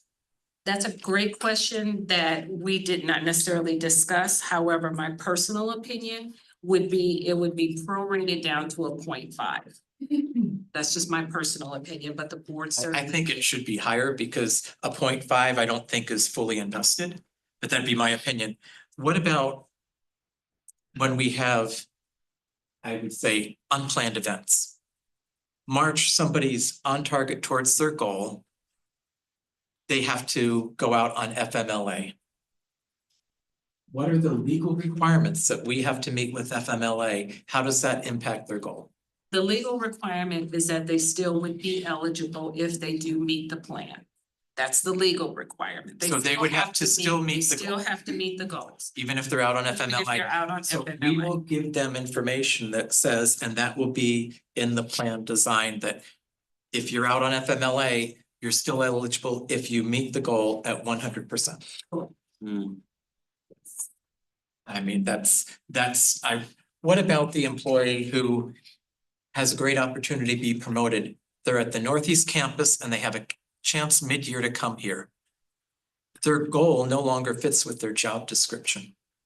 What happens? That's a great question. That's a good one. I would think, and this is, we hadn't fine tuned it yet, but I would think that the goal would follow them wherever they go. Unless they completely changed positions. So for example, if I worked in IT and then now I work in CNI, well, and you're here for the whole year, you may have to shift gears, right? But if we set that goal at the beginning of the year, you can't shift goals mid-year. What if they're promoted from a exempt position to an assistant campus? Same thing. It becomes a different compensation. We need to have that clarified and in writing, because these are kind of what I don't want to have happen is I don't want to be sued. It has to be clear and in writing, and it's always we never thought about that. I don't want to hear, we never thought about that until we get sued. I'd like to That's a great question, because we do have staff members that move to other positions. And that's why, how does the goal, because if it has to be a 1-year goal, I don't know that they're moving in January. And then what happens, especially if they're moving from Chris Cook's organization to Northeast Campus. Right. And, Mr. Cervonic is a rock star and everybody wants to go work for him. And it's on record, you can play it back. Rob, I'm not so sure you don't fall back on the drop dead deadline that we set for you have to be in position by. And so then, or do they just then either you finish your old goal or you just miss out that year? I would think you just finished the goal in the group that you originated. Yeah, that makes it a lot easier. Yeah, instead of shifting groups. I had a question about, just a clarification on, I know teachers have to review their contract every year, right? Instructors? Yes, instructors, right? And so it's harder to give them additional compensation throughout the year for extra stuff. Well, they qualify for Proposition 301 pay. Yes. Those totally, they're not even included. Correct, yes, that's correct. So, and so I know the teachers is different, so their compensation is different. This was meant for non-teachers. Do administrators, assistants and exempt and hourly, do they have to do the same thing, an hour, a yearly contract? They do get work agreements every year. Every yes. year, just like, okay, okay. They're not contracts, but they're work agreements. And the pay has to be determined at the beginning then? Well, by the time Yes. we issue, we usually do have that Uh-huh. information, so we can give them their accurate salary for the year coming up. And then we'd have to figure out how this fits into that. It would be for the following year, then the compensation. So once the board approves the compensation package for the following year, then contracts are created and distributed. Each for each, for the succeed next year. The other thing I'd like to see is, this is all at the individual goal level, but the organization works as a team. Isn't there some multiplier incentive, say everything goes up 50% if the organization meets the goal? Like when I was at American Express, it was always based on stock price. If the stock price goes up so much, our bonus pool went from a regular multiplier to 1.5. So it's certainly not the stock price, because I don't know what market West-MEC is traded on, but it's not. Yeah. So do we have, program over program, central program? Is it a budget item? But is there an opportunity, something to work as a whole, that 1,000 could go to 1,500 if the whole organization meets a goal or performs well? And that's what I haven't seen. It's all every man for himself. Well, I'm not gonna help you with your goal because I gotta work on mine. Well, what's the team goal? And so that's what I haven't seen. And then on the flip side, there also has to be, how can I say it? When I was at American Express, it was December 10th, 2007. We started this panic, charge volume had dropped. And we spent a month trying to figure out what happened to charge volume. In that January, they announced there would be no raises. That was what we determined was the start of the credit crunch and the start of the financial recession. We saw charge volume drop off the cliff. Later that year, they announced employees were taking a 10% pay cut. There would be no bonuses or raises the next year. There also should be something in there that says, hey, this is also dependent that the state fully funds our ADM or something. If the state goes off a financial cliff and all of a sudden our funding gets cut, everybody knows, well, because the state had no money, you've worked all year, but we can't pay bonuses. There has to be. We're gonna be approving that budget anyway annually, right? Correct, but when we approve this in July to pay the next June, we don't know what's gonna happen 11 months ahead of time. Yeah.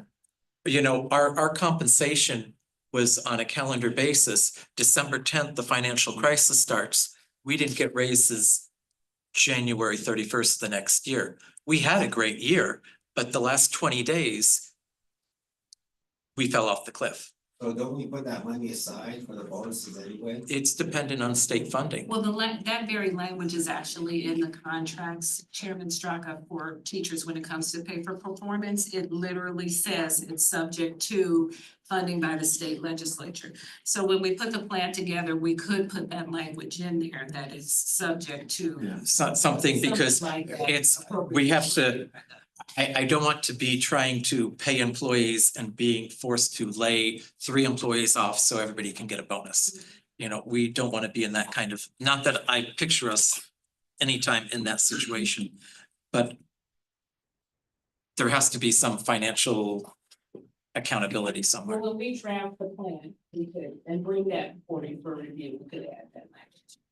And the good thing is that's to be approved each year, so it'll be an annual review of the compensation package. Plus, Mr. Strzok, I really like the idea about the group concept. It may take us a year to do it first to kind of get a sense of the goals that are being worked on and towards by department, and to see which ones are more geared towards the collaborative effort as a team versus the individuals. Because some would lend themselves more to a collaborative effort than some goals being more individualized. But I think it's possible. But it's more like an organizational level, like our, say, student enrollment year over year, not counting new programs. We increase that by 20%, say some really stretched number. Well, the only way we do that is we find capacity in buildings, we find, creative things. Well, that's an organizational wide thing. And that's the kind of organizational goal that everyone would have to participate in. And that's how we say the organization had a great year. This was our successful metric. So compensation goes from 1,000 to 1,500 or something. It's a good example. Oh, the last thing that I had to share with you was just our timeline. We would like to present the plan to the governing board for approval formally by vote in January at the next meeting. And then the timeline for implementation would be August through September to establish, the employees would establish the goals with their administrator or supervisor. November, December, do a mid-year check-in, and then in June, make the determination if the goal was met. I just have one question. Is it, did you get this from somebody else, another company, or just turned it up? No, Good for Joel you. and I worked together and came up with, we did look at other performance pay plans. One of my goals next year is, and this did come out in the committee, is to work on the evaluation system, because we use the same evaluation for an office assistant that we do for a principal. That doesn't lend itself to really help with employee growth. So we are gonna be Making looking. them think outside the box. I like that. So we're looking at that as well. My only challenge with that timeline is if they have until September to establish the goal and then you evaluate it in June, that leaves 8 months to actually do the goal out of 12 months. I would like to see those goals be presented for each employee at the August board meeting. So, and then the success of the goals by the June board meeting, because that then leaves 10 months to actually create the goal. But then the employees know it was approved at the August board meeting. They are set to go, no questions asked. It's been calibrated by the staff, it's been presented to the board, and it's in stone.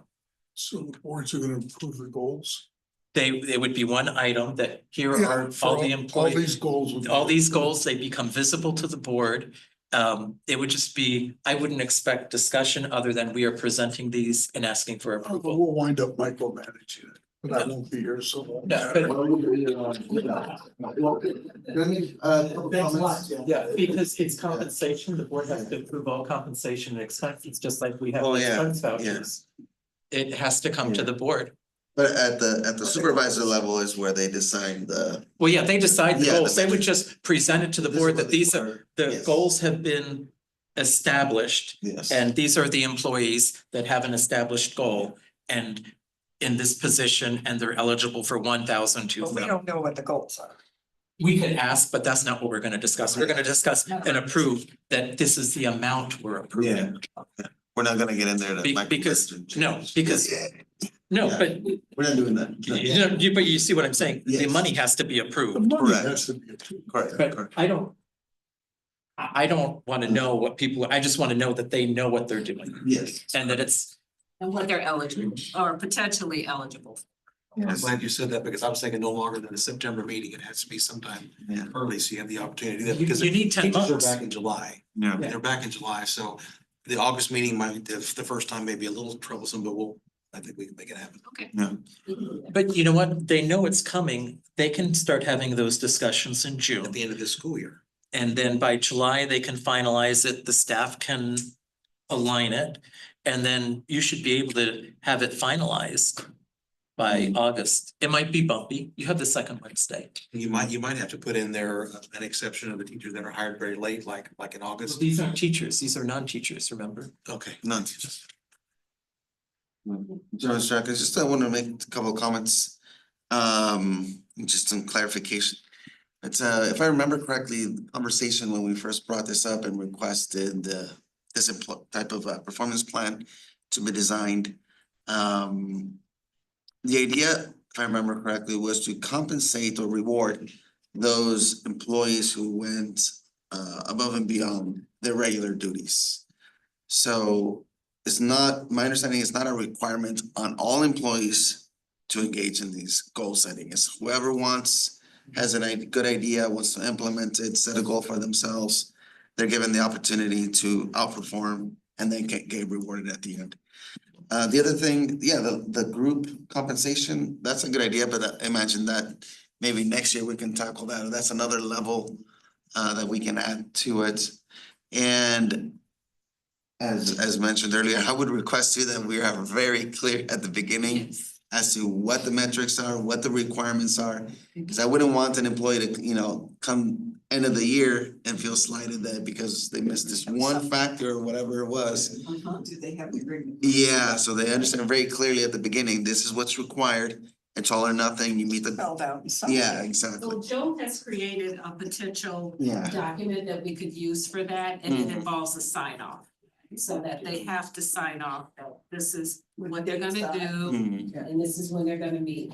Could we Exactly. see for next meeting, an example from each level of the job description and an example goal, so we can get a feel for, hey, this is what, and the example goal would be, like I said, by this date, you'll be at 99%, accuracy for the geocoding or something. Make that agreement with their boss at the time and they can say, But we okay, can, we'll I wanna talk see an about example, so Get an they, idea. so we can get an idea of what the goals look like. Okay, we do that. I'll put that in the presentation. Mhm. Thank you. That's it.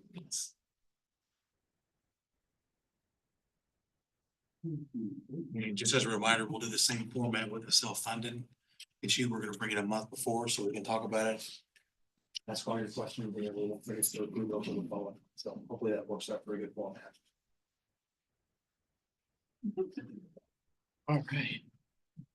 I believe we're on to the consent agenda. Move the appropriate consent agenda. Is there anything anyone wanted to hold? Hearing nothing, I hear Mr. Miglerino's motion to approve the consent agenda. Is there a second? Second. All right, Linda. See it there.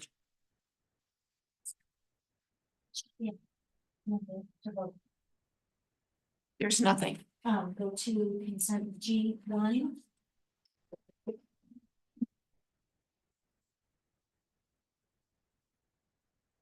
Okay, give me a verbal yes or no.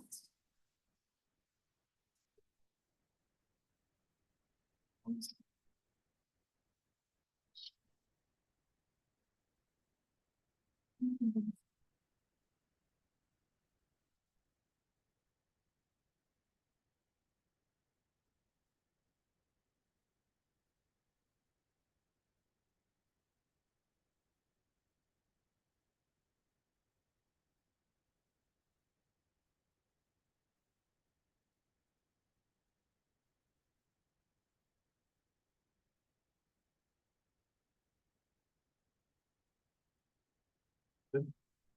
Pearl Harbor. All right, Mr. Guy.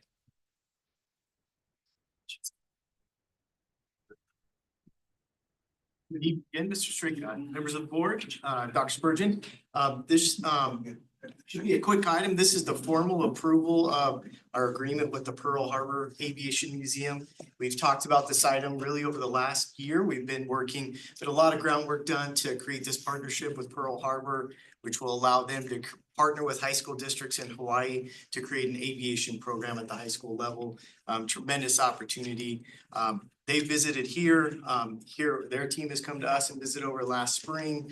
We've done a lot of work with our team to identify the curriculum and support. Troy Gabalden really deserves a lot of credit. He's taking the lead as our FAA coordinator with our program and work with their team. Mr. Gabalden went and visited over the summer to see the site and meet with their staff. And so this is the culmination of the agreement to tie all this agreement together to allow them to use our licensure as well as our curriculum to start their program in August. Mr. Straka, and I do believe there's compensation built in to be able to pay for his oversight and supervising the program itself. So it's not a cost to West-MEC. We're simply going to provide them the cover of the FAA license to be able to start their A&P program over a period of 2 or 3 years. And then once they get that, then our umbrella will come away. And then do they have to track the time separately or? That's, So they do. So yes, they'll track their own time separately, but they follow, so they have their own, they'll have similar to our team, our aviation team, they'll have their own on-site person that's overseeing the day-to-day operations. But then Mr. Cabal then will go in, will have regular checkpoints throughout the year and have full access to all their documentation, paperwork to make sure that they're staying in compliance with the FAA. And so they're just gonna pay a guidelines. portion of his salary for a year or two. Yeah, well, any travel and support that is needed for Mr. Cabal and additional time that's gonna take him to provide that oversight, they will compensate. No, okay. So we're just basically supervising over it until they accumulate so many hours and then they can get their own? Yeah, there's a process, a lengthy process with the FAA to gain that licensure to run the program. And so they're gonna be simultaneously working on gaining their own accreditation to be able to do that. So in the meantime, they'll be under our umbrella. We're just gonna cover them for a little while. Right, any other questions? Is there a motion? So moved. It's moved, seconded by. Call for the question. Thank you, Mr. Guy.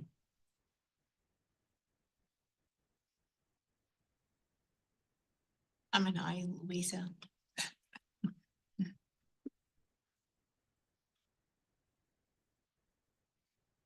Like that title better. Like the title better, number two. Motion passes. Thank you. Item number two, if you're good, Mr. Dr. Spurgeon, this is just technical corrections to our hiring ranges. Couple title changes. Title and a name couple changes. positions that were left off the original hiring ranges. That's all it is, just correct them. So. If anyone doesn't have any questions, I would call for call for a motion. Is there a second? Moved by Mr. Miglerino, seconded by Ms. Bosom. Ready for the question? Aye. All in favor, say aye. Aye. Moving on to item number three. I'm trying to move this on. You're doing good. But you've already heard.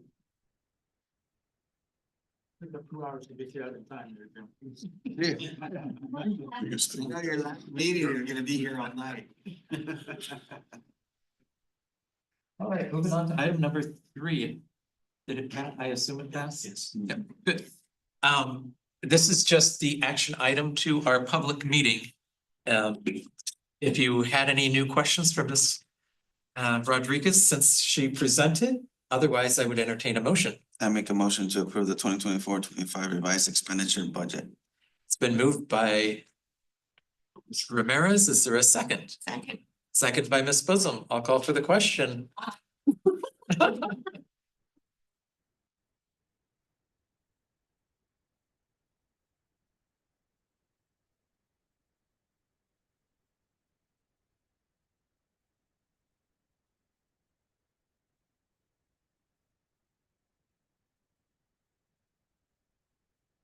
right, moving on to future agenda items.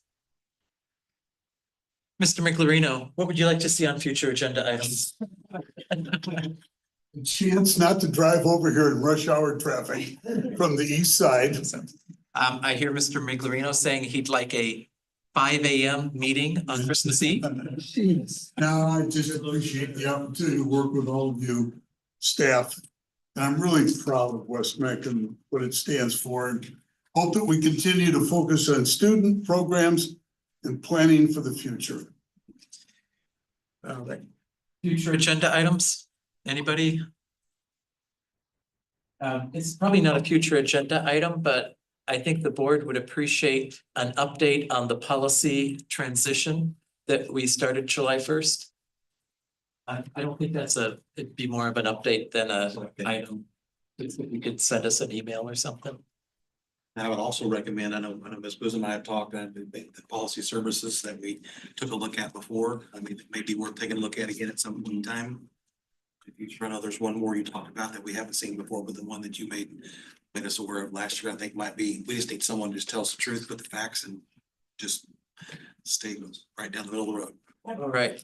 I actually might, yeah, how about, we got a little tutorial on what the restrictions or limitations are on compensation for like teacher contracts and non-teacher contracts, just so we know when we can decide on increasing someone's compensation. Like, does that happen at the beginning?